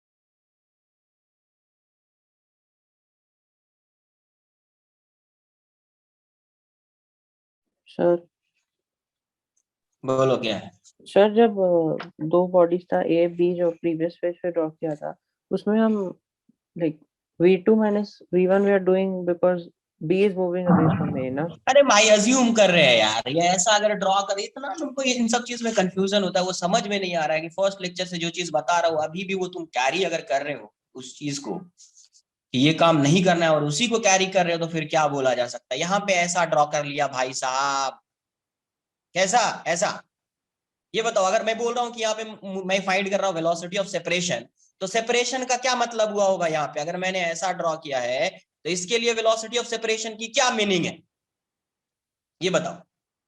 Like B is moving away from A, तो V2 is greater than V1 होगा या नहीं होगा? यही Yes. सेपरेट होगा, हो रहा होगा ना इससे, yes, yes. तो इसीलिए वैसा लिखा है। अब बोलोगे सर यहाँ पे ऐसा क्यों लिख दिया U2 माइनस U1, मैं इसको सर U2 अज्यूम करूंगा सर, मैं इसको U1, अरे कर लो ना भाई यार, तुम कर लो ना, तुमको जो करना है यहाँ पे, तुम इसको U2 अज्यूम कर लो, इसको U1 अज्यूम कर लो, इसको V2 अज्यूम कर लो, इसको कुछ भी कर लो ना यार। देख लो यहाँ पे अगर ऐसा मैंने ड्रॉ किया है तो इसके कॉन्टेक्स्ट में वेलोसिटी ऑफ अप्रोच की वैल्यू क्या होगी, U1 माइनस U2 होगी या नहीं होगी? ऐसा अगर मैंने यहाँ पे ड्रॉ किया है तो इसके कॉन्टेक्स्ट में वेलोसिटी ऑफ सेपरेशन की वैल्यू V2 माइनस V1 होगी या नहीं होगी? Yes, sir. तो फिर क्या डाउट है भाई साहब, डाउट क्या आ गया फिर तुमको? तो नहीं बताओ समझ क्या आ डाउट गया। आया है? ये जो लिख रहे हैं ये इस डायग्राम के कॉन्टेक्स्ट में लिख रहे हैं ना यार। किसके कॉन्टेक्स्ट में ये लिख रहे हैं अपन? इसके कॉन्टेक्स्ट में, जैसा ड्रॉ किया है उसी के अकॉर्डिंग लिख रहे हैं। सर उसमें प्रॉब्लम नहीं था, मैं पूछ रहा था like B is moving away from A, तो लाइक उसका लेंगे ना V2 minus V1, वैसे पूछ रहा था। हमको पता नहीं यार, तुम नोट कर लो भाई साहब, जो तुमको करना है करो। समझ में आना चाहिए कि वेलोसिटी ऑफ सेपरेशन क्या है और वेलोसिटी ऑफ अप्रोच क्या है। Sir yes. अरे Sir, एक why मिनट isn't- रुको, एक मिनट, ये बताओ अगर मैंने ऐसा ड्रॉ किया इसमें तुमको कोई डाउट है क्या, ये बताओ पहले। No sir. तो डाउट नहीं है तो अगर V1 यहाँ पे होता, V2 यहाँ पे होता, तो क्या होता velocity of separation? V1 minus V2। तो फिर इसमें तुमको क्या डाउट आ रहा है?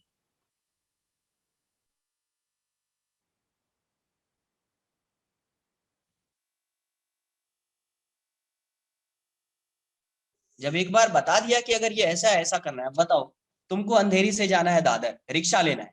एक बार तुमको मैं बता देता हूँ कि तुमको यहाँ पे रिक्शा मिलेगा और तुमको किसी, मैंने एक रिक्शा में बैठा दिया, नेक्स्ट टाइम से तुम उसी रिक्शा वाले का वहां पे वेट करोगे या कोई दूसरा रिक्शा आएगा, तुम वो ले सकते हो या नहीं ले सकते हो? तुमको अगर जाना है तो नहीं सर ने बताया है इस रिक्शा से जाना है, यही जो है जो डेस्टिनेशन है वहां तक पहुंचाएगा। अरे वैसा जाना है तो वैसा जैसा भी होगा उसके अकॉर्डिंग काम करेंगे ना यार। यहाँ पे V2 है, V2 जा रहा सेपरेट हो रहा है इसीलिए लिखा V2 माइनस V1। कहीं पे V1 होगा V1 माइनस V2 लिख देंगे, उसका क्या टेंशन है टेंशन कुछ? नो बट तुम लेना चाह रहे हो तो लेते रहो, है ना? सर, नोटेशन में प्रॉब्लम नहीं है, सब अब समझ आ गया। लेकिन Sir, बोलिए। if the ground is perfectly flat, the E should be equal to 1, right?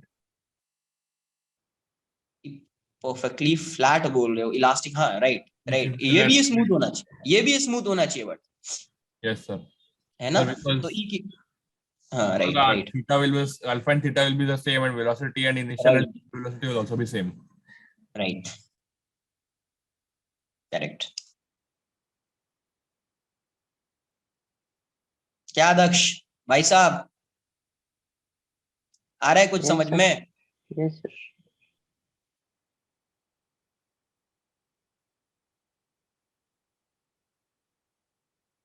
अच्छा ये बताओ, ये मैंने ऐसा फॉर्मूला लिख दिया क्या? ये बताओ, ये फॉर्मूला लिख दिया क्या? दक्ष बताएगा, दक्ष ये फॉर्मूला हो गया ये वाला इक्वल्स टू दिस। राइट वाला नहीं है। तो जब फॉर्मूला नहीं है तो तुम क्यों, क्या फॉर्मूला है पता है कहाँ सर मुझे नोटेशन में इश्यू नहीं नहीं अभी है। रुको, अभी फॉर्मूला क्या है अपना, इसको बॉक्स के अंदर लिखिए भाई साहब। ये डाल दिया बॉक्स में। बॉक्स के अंदर इसको लिखिए, ये लर्न करने वाली चीज है, ठीक है, इसको लर्न नहीं करना। वो अब तुमको समझ में आया ना, ग्रेटर होगा क्या होगा, वेलोसिटी ऑफ सेपरेशन फाइंड कर सकते हो ना भाई। Yes, sir. Sir, I meant to ask you that velocity of separation, like B A से away जा रहा है, इसलिए हम velocity of B minus Right. velocity of A वही तो करेंगे। मैं, अच्छा ये बताओ, ये मैंने डिस्कस किया है कि जा रहा है वो सेपरेट हो रहा है, इसीलिए V2 माइनस V1 लिखेंगे। जब तुमको भी समझ में आ रहा है तो वो चीज पूछ, देखो मैं क्या बोलता हूँ कि जब कोई डाउट आए ना, डाउट पूछना, जब तुम समझ ही रहे हो वो चीज, फिर वो तुम क्यों पूछ रहे हो? सर मुझे नहीं पता राइट बोल रहा हूँ रॉन्ग बोल रहा हूँ, इसलिए। नोट कर लो, नोट कर लो।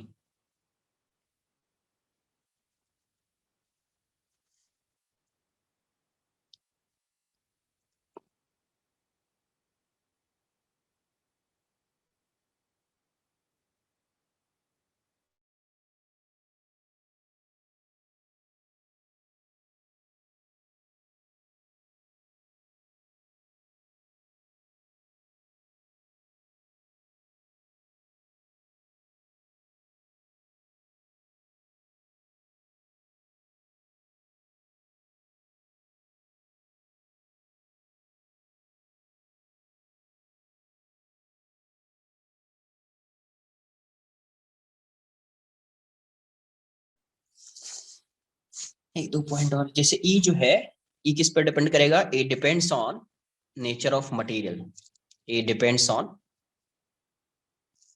Nature of material of colliding bodies.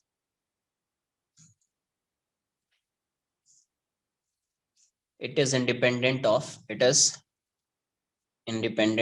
shape and size of, it is independent of shape and mass, बोल दीजिए, mass of the body.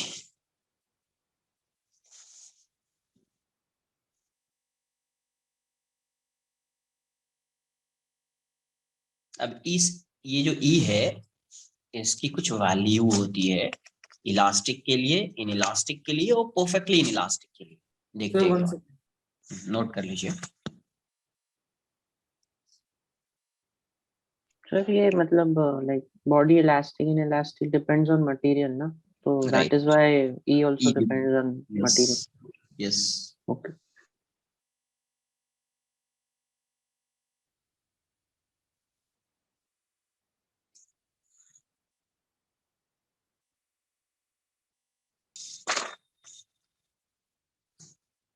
कुछ एक्सपेरिमेंटल वैल्यू है, जैसे E की वैल्यू अगर 0 है, E क्या है? 0, E 0 है तो कोलिजन जो होगा वो होगा परफेक्टली इनइलास्टिक कोलिजन। E 0 में क्या होगा? Perfectly inelastic, perfectly inelastic collision. E की वैल्यू 0 किसके लिए होती है? तो परफेक्टली इनइलास्टिक कोलिजन के लिए होती है। E is greater than 0, less than 1, ये वाली वैल्यू किसके लिए होती है? तो इनइलास्टिक कोलिजन के लिए होती है, inelastic collision. E equals to 1, ये किसके लिए? तो इलास्टिक कोलिजन, इलास्टिक कोलिजन। एक ऐसे एक ब्रैकेट में लिख रहा हूं, E ग्रेटर देन 1 भी होता है बट अपने सिलेबस में नहीं है, इतना ही है, इसलिए मैं इसको ब्रैकेट में लिख रहा हूं। तो ग्रेटर देन 1 होता है super elastic collision. Sir, but E greater than 1 will break the laws of physics, right? Because momentum doesn't remain constant after that. इसका मतलब कोई एक्सटर्नल एजेंट जो है इसको एनर्जी प्रोवाइड कर रहा है, इसीलिए के फाइनल इक्वल्स टू के इनिशियल हो जाता है। इसमें हो सकता था क्या के फाइनल इक्वल्स टू के इनिशियल? नहीं ना। इसका मतलब क्या है? इसमें कोई एक्सटर्नल एजेंट जो है उसको एनर्जी प्रोवाइड कर रहा है। जब एक्सटर्नल एजेंट है तो फोर्स भी लगा रहा होगा, तो मोमेंटम कंजर्व भी नहीं होगा। क्लियर है? This isn't a closed system then.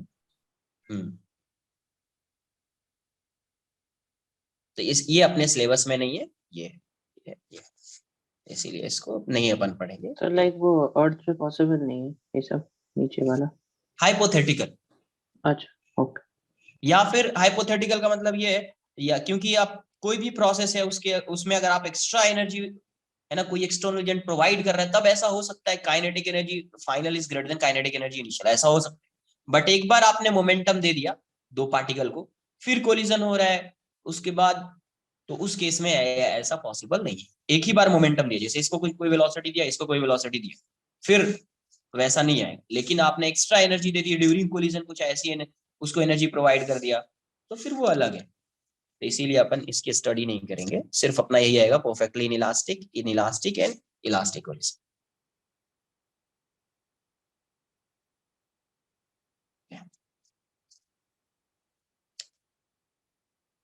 जैसे मान लीजिए एक एग्जांपल फाइंड करना है आपको, find the change in linear momentum of particle, linear momentum of particle.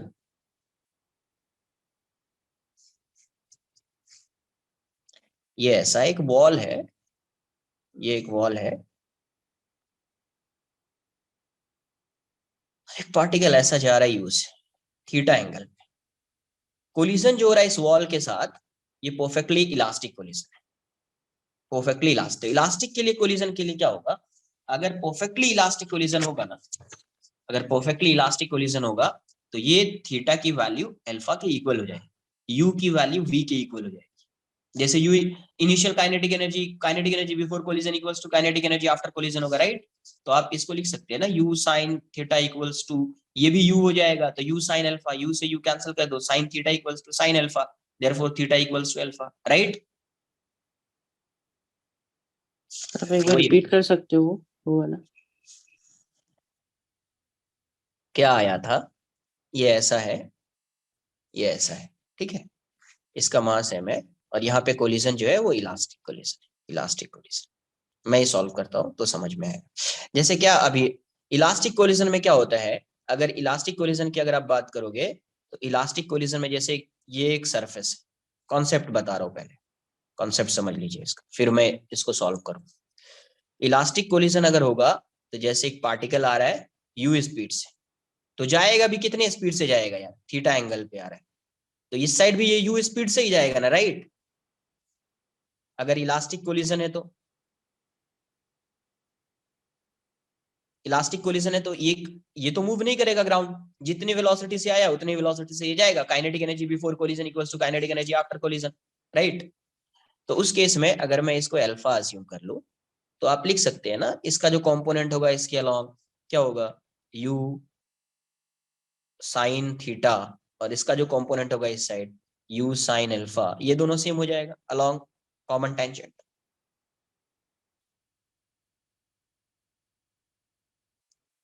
इसका मतलब थीटा की वैल्यू अल्फा की इक्वल हो गई। तो इलास्टिक कोलिजन में क्या होता है, इलास्टिक कोलिजन में क्या होता है कि पार्टिकल अगर इस लाइन के अलोंग सपोज u से आ रहा है थीटा एंगल पे, तो ये पार्टिकल आफ्टर कोलिजन ये इसी लाइन के अलोंग u से ही जाएगा और सेम एंगल पे जाएगा थीटा पे, सेम एंगल पे जाएगा, angle of incidence equals to angle of reflection वाला केस हो जाएगा। किस केस में, इलास्टिक कोलिजन। ये बात आई समझ में क्या?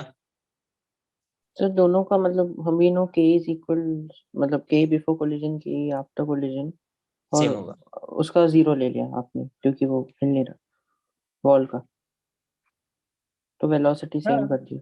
राइट। Okay. इसका कोई, इसकी काइनेटिक एनर्जी नहीं है ना, तो इसकी और इसकी तो सेम होनी चाहिए ना, इनिशियल और फाइनल में हाँ इसी हाँ की हाँ, आई, yes, इसीलिए ये okay. u है, ये भी u है। Yes, और sir. ये टेंजेंशियल कंपोनेंट जो है वो हमेशा सेम होगा, तो u sin थीटा इसका आएगा और इसका आएगा u sin अल्फा, सेम कर दिया तो थीटा इक्वल्स टू अल्फा, मतलब थीटा की वैल्यू थीटा की। तो ये इसका कॉन्सेप्ट है। यहाँ पे जब आप सॉल्व करेंगे तो देखो, जब ये कोलाइड कर रहा है, चेंज इन मोमेंटम फाइंड करना है, right, change in linear momentum.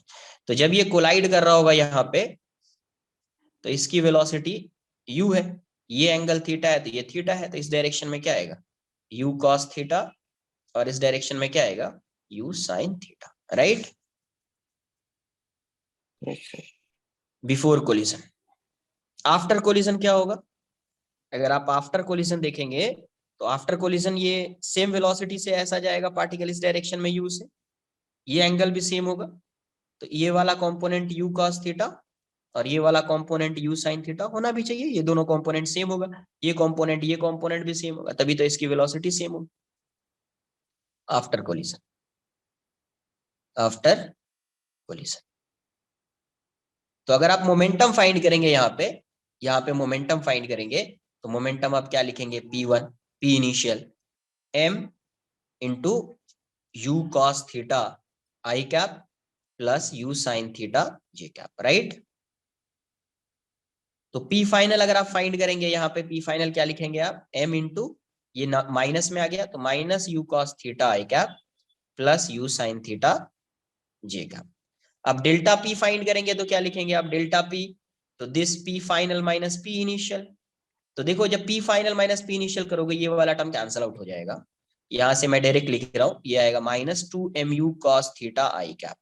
तो जब इसका मॉड फाइंड करेंगे, मैग्नीट्यूड फाइंड करेंगे तो क्या आएगा अपना 2mu cos theta, 2mu cos theta. Clear है, नोट कर लीजिए आप।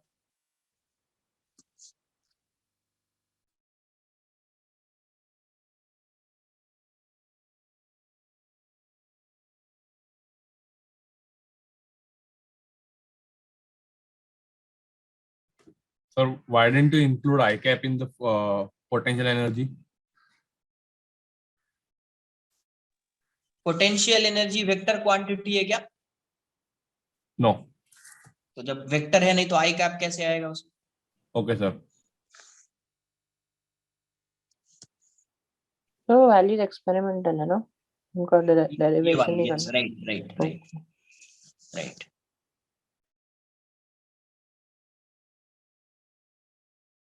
So most sums we will do on E will be inelastic collision, right? नहीं, we will do with all types of collision, but अगर प्रैक्टिकली देखो तो practically maximum ये collision होता है इनइलास्टिक। बट अपन यहाँ पे तो अपन सॉल्व करेंगे ना सम को, तो सब आएगा।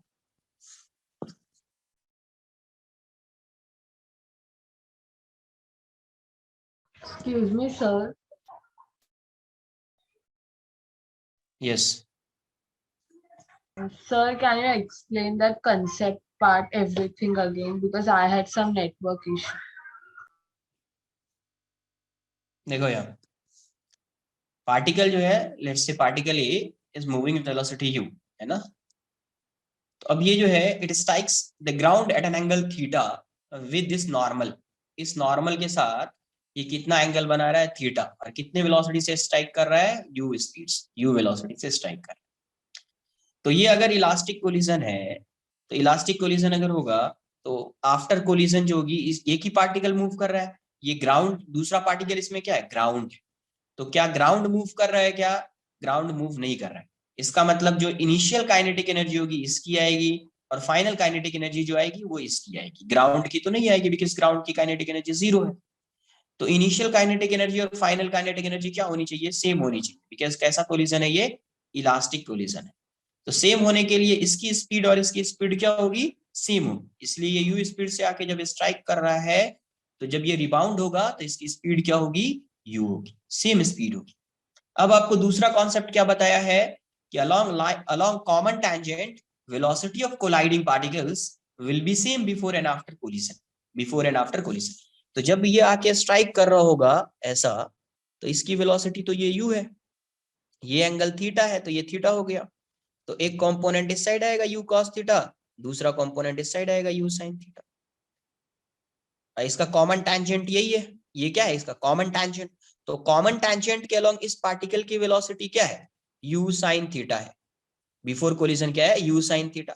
आफ्टर कोलिजन क्या है, इसको मैं अज्यूम कर रहा हूं, लेट्स से ये एंगल जो है वो अल्फा है, तो इसका एक कंपोनेंट इस साइड आएगा u cos अल्फा, और इस डायरेक्शन में आएगा u sin अल्फा। तो कॉमन टैंजेंट के अलोंग इसका जो कंपोनेंट है वो है u sin अल्फा। तो along common tangent u sin theta, velocity of colliding particle before collision, तो u sin थीटा है। आफ्टर कोलिजन क्या है, u sin alpha.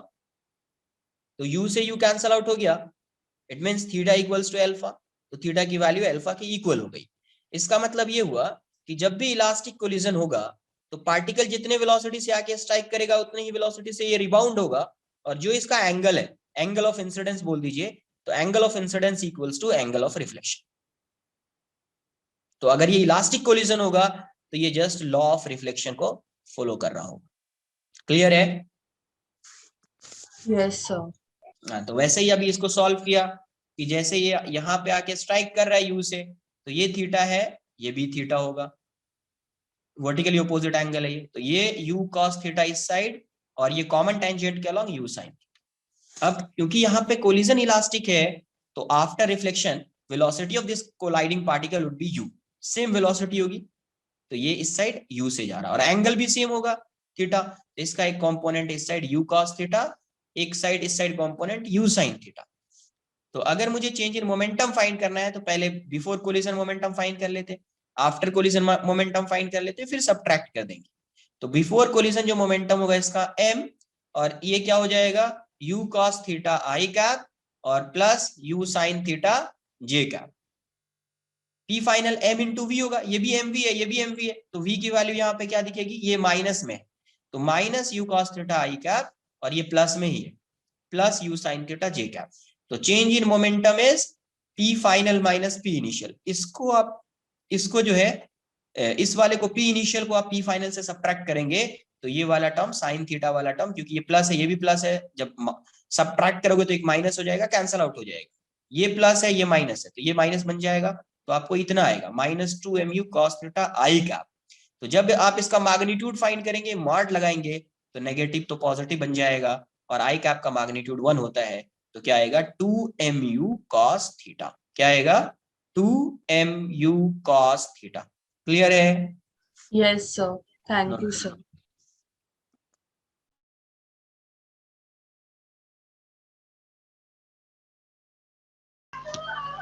Sir, can you please scroll up? Sir जो v होता है like that is just after collision ना, that instant के बाद, क्योंकि उसके बाद ग्रेविटी एक्ट करने लग जाएगी। ये तुम यहाँ पे हॉरिजॉन्टल प्लेन अज्यूम कर लो ना, ऐसे ही यहाँ पे अगर तुम बात कर रहे हो तो ये देखो, अब अगर ये मतलब नीचे वाला सर, ओ यहाँ पे बोल रहे हो, इसके हाँ, बाद हाँ। Just before and just after he find कर रहे हैं, राइट राइट, अच्छा okay, before and just after he find, मतलब है ना, मतलब उसके बाद तो वेलोसिटी चेंज हो जाएगी, बिकॉज़ हाँ acceleration due to gravity act करेगा तो वेलोसिटी चेंज हो जाएगी, राइट। यस सर, तो u इज जस्ट, उसने किस पे स्ट्राइक किया, किस वेलोसिटी से, and v is just after the collision. Yes right.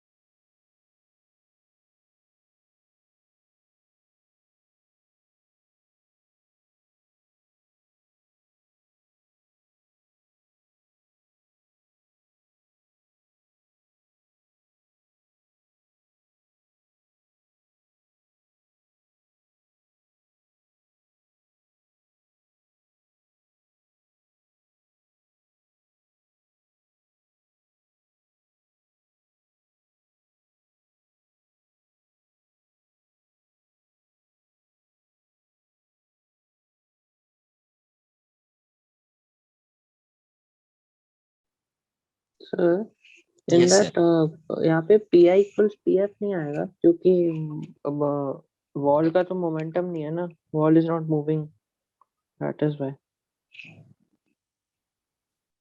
क्या बोल रहे हो? चेंज इन मोमेंटम फाइंड करना है बॉल का, तो देखो यहाँ पे चीजों को समझना इंपॉर्टेंट है कि यहाँ पे जो नॉर्मल लगा रहे हैं, जो ये बॉल इस पे नॉर्मल लगा रहा होगा, देखो सिस्टम क्या है, बॉल प्लस दिस वॉल है, राइट। यस सर, हाँ, अब देखो जब बॉल यहाँ पे जब आके स्ट्राइक कर रहा होगा, बॉल इस पे नॉर्मल लगा रहा होगा, बट इस ये जो वॉल है, वॉल पे पहले से एक फोर्स लग रहा है, अरे क्या होना चाहिए था, जैसे ये आके स्ट्राइक कर रहा है बॉल, इसको मूव कर जाना चाहिए था ना, यस सर। बट ये मूव नहीं कर रहा है, इसका मतलब जो फोर्स लगा रहे हैं इस पे, उसको कोई ना कोई फोर्स तो बैलेंस कर रहा होगा ना। Yes sir. इसका मतलब एक्स्ट्रा फोर्स सिस्टम पे हो गया या नहीं हो गया। Yes sir. इसलिए नहीं लग, वो P initial equals to P final आपको नहीं दिख रहा है यहाँ पे। क्लियर है। यस सर, फिर वो तो ग्राउंड के भी केस में होगा ना। Yes okay.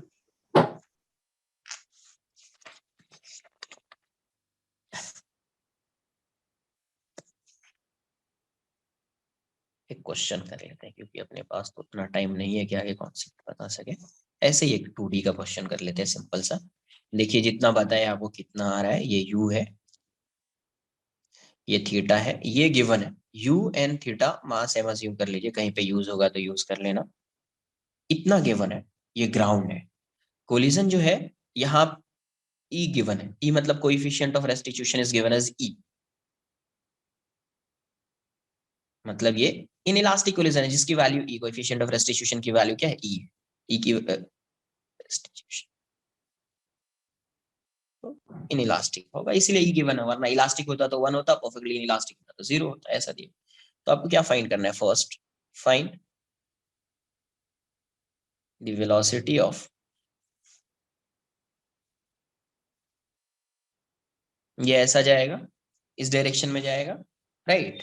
जब ये इस डायरेक्शन में जाएगा तो ये कुछ एंगल फॉर्म करेगा, जब ये उस डायरेक्शन में जाएगा तो कुछ एंगल फॉर्म करेगा, राइट। नहीं आया ना, जो पूछ रहा हूँ कुछ तो बोलो यार। Yes yes sir. तो एंगल फॉर्म करेगा तो वो एंगल फाइंड कर सकते हैं। यहाँ पे तो अपन ये ऐसा नहीं लिख सकते direct alpha equals to beta, ये theta equals to this alpha, अगर अज्यूम कर लिया तो alpha equals to theta, direct नहीं लिख पाएंगे, नो सर। है ना। तो देखो क्या फाइंड करना है, first find the angle of, find the angle of rebound, find the angle of rebound with the normal, ये normal है, with the normal. Second, find the velocity of, find the velocity of, find the velocity, find the rebound velocity, find the rebound velocity of the ball, ठीक है। इतना find कर लीजिए, देखिए क्या आ रहा है, जस्ट अभी आपको बताया है, आंसर आना चाहिए।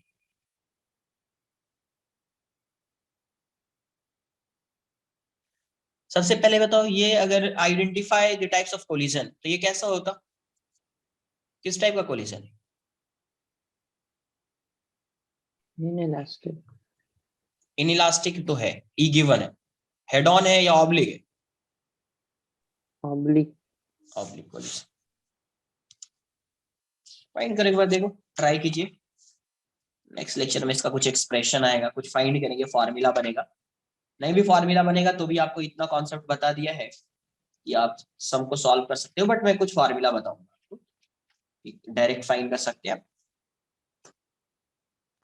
इसका नहीं, जनरल क्वेश्चन। सर अगर लाइक 2D दिया है और हम कभी भी फिर परफेक्टली इनइलास्टिक नहीं बोलेंगे ना, क्योंकि फिर तो स्टिक ही हो जाएगा, मतलब वन कंपोनेंट फिक्स हो जाएगा। Right okay.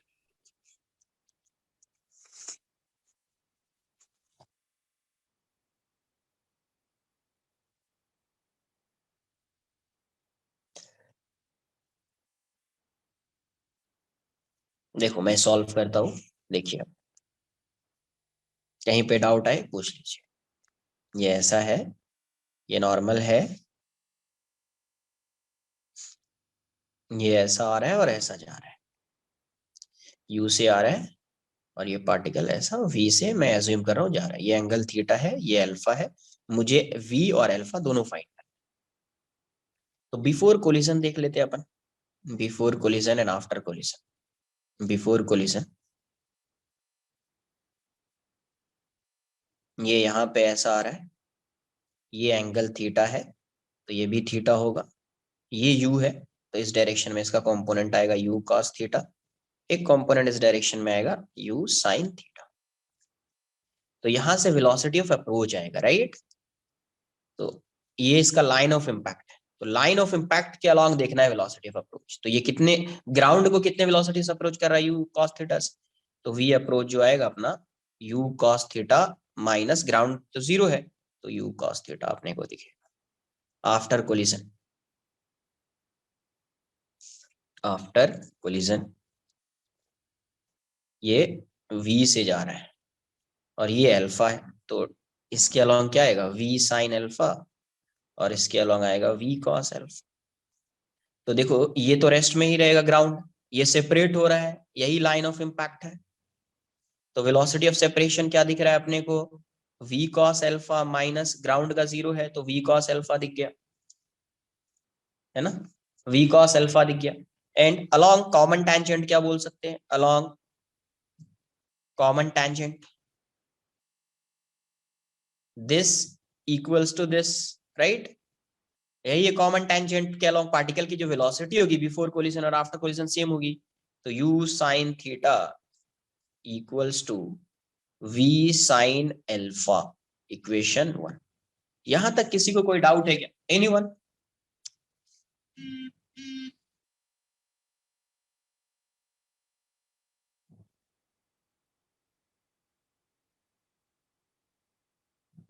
Sir, please एक मिनट क्वेश्चन दिखाओ।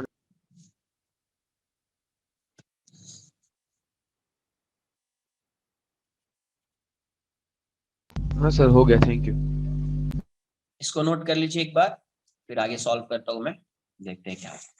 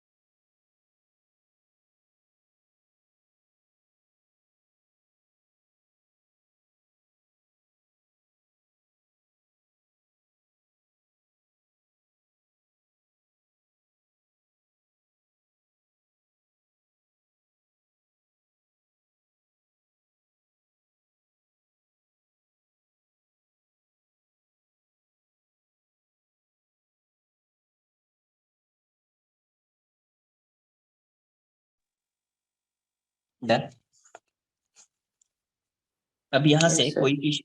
कोएफिशिएंट ऑफ रेस्टिट्यूशन को आप क्या बोलेंगे, velocity of separation upon velocity of approach. ना E equals to V separation along line of impact upon velocity of approach along line of impact। तो E की value क्या हो जाएगी, V separation अपना कितना आया था यार, V cos अल्फा, और ये क्या है U cos थीटा। तो यहां से आप V cos अल्फा को बोल सकते हैं, पहले आपको क्या फाइंड करना था, एंगल फाइंड करना है ना, अच्छा ठीक है, V cos alpha equals to EU cos theta, EU cos theta, ठीक है। इसको मैं इक्वेशन 2 बोल देता हूँ ना ऑल्सो। अब मुझे एंगल फाइंड करना है, क्या फाइंड करना है, एंगल। एंगल फाइंड करना मतलब you have to find the value of alpha.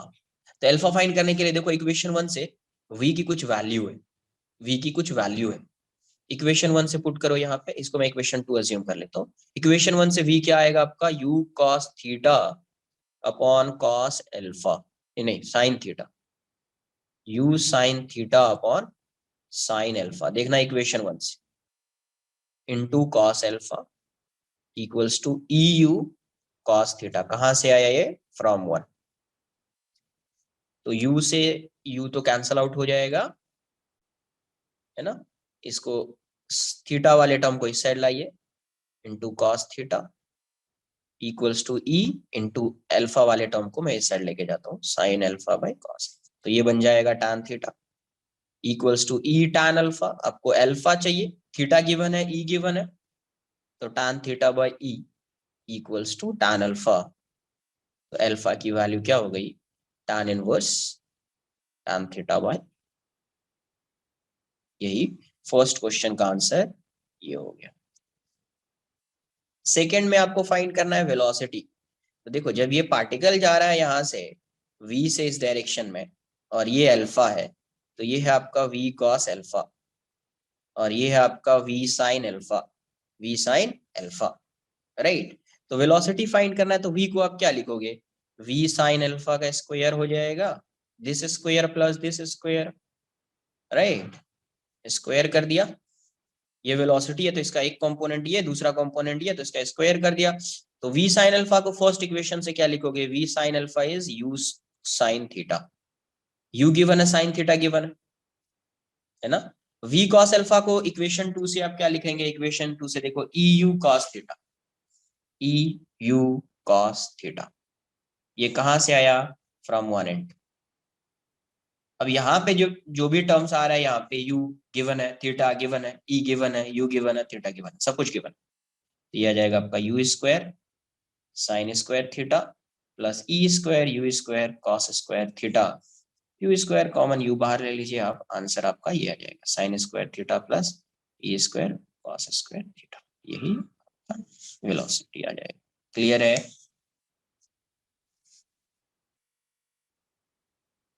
तो देखो हेड ऑन अभी स्टार्ट किया नहीं, अब से सेकेंड डी का आंसर आ रहा है, अभी हेड ऑन स्टार्ट नहीं किया है सॉल्व करने के लिए, राइट। ये 2D का आंसर है, 2D कोलिजन है, उसका आंसर आ रहा है। अगर ये आ गया तो 1D तो सिंपल है, 2D आ जा रहा है मतलब 1D तो आ जाएगा, 1D तो बहुत इजी है, ठीक है। तो नेक्स्ट लेक्चर में अपन देखेंगे कि क्या फॉर्मूला होता है, कैसे सॉल्व करेंगे, नेक्स्ट लेक्चर में यहाँ से आगे अपन कंटिन्यू करेंगे, ठीक है। चलिए बाय। एक का पार्ट दिखा दो ना प्लीज।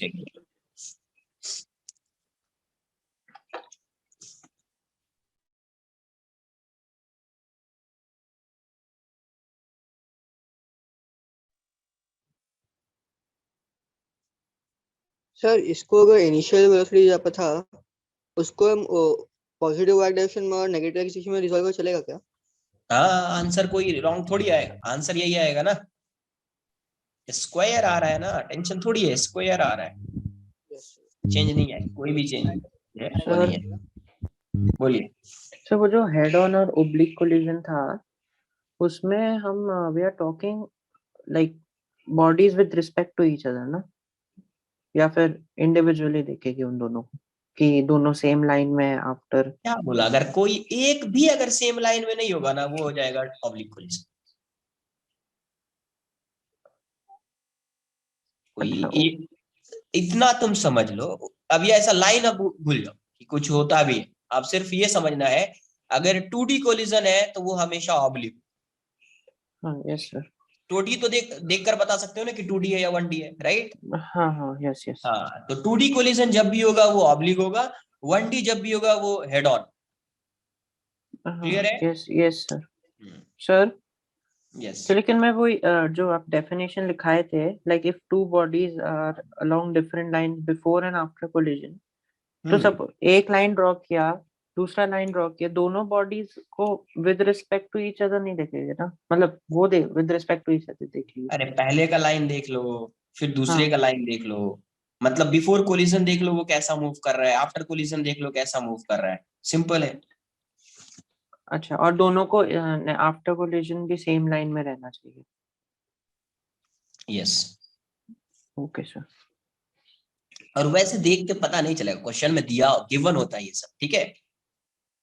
तो तुमको एग्जाम में कुछ देखना नहीं, क्वेश्चन में गिवन होता है क्या है, नहीं है, हेड ऑन ऑब्लिक क्या है। यस सर, और अगर दोनों body suppose towards each other move कर रहा है तो जब ड्यूरिंग कोलिजन उनका वेलोसिटी फिर कैसे सेम होगा अगर दोनों एक साथ टुवर्ड्स, मतलब ऐसा आ रहा है, समझो ऐसा आ रहा है, ये ऐसा हो गया, राइट। यस, और फिर सेपरेट होगा। हाँ वो फिर condition। सेपरेट। तो अभी देखो ड्यूरिंग कोलिजन ऐसा रहा होगा, हाँ तो जिसका मोमेंटम ग्रेटर होगा, अगर ये ऐसा जा रहा है ये ऐसा जा रहा है, किसी एक का मोमेंटम तो ग्रेटर होगा। Yes yes.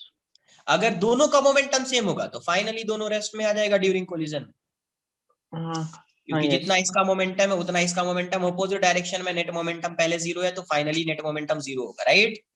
Yes sir.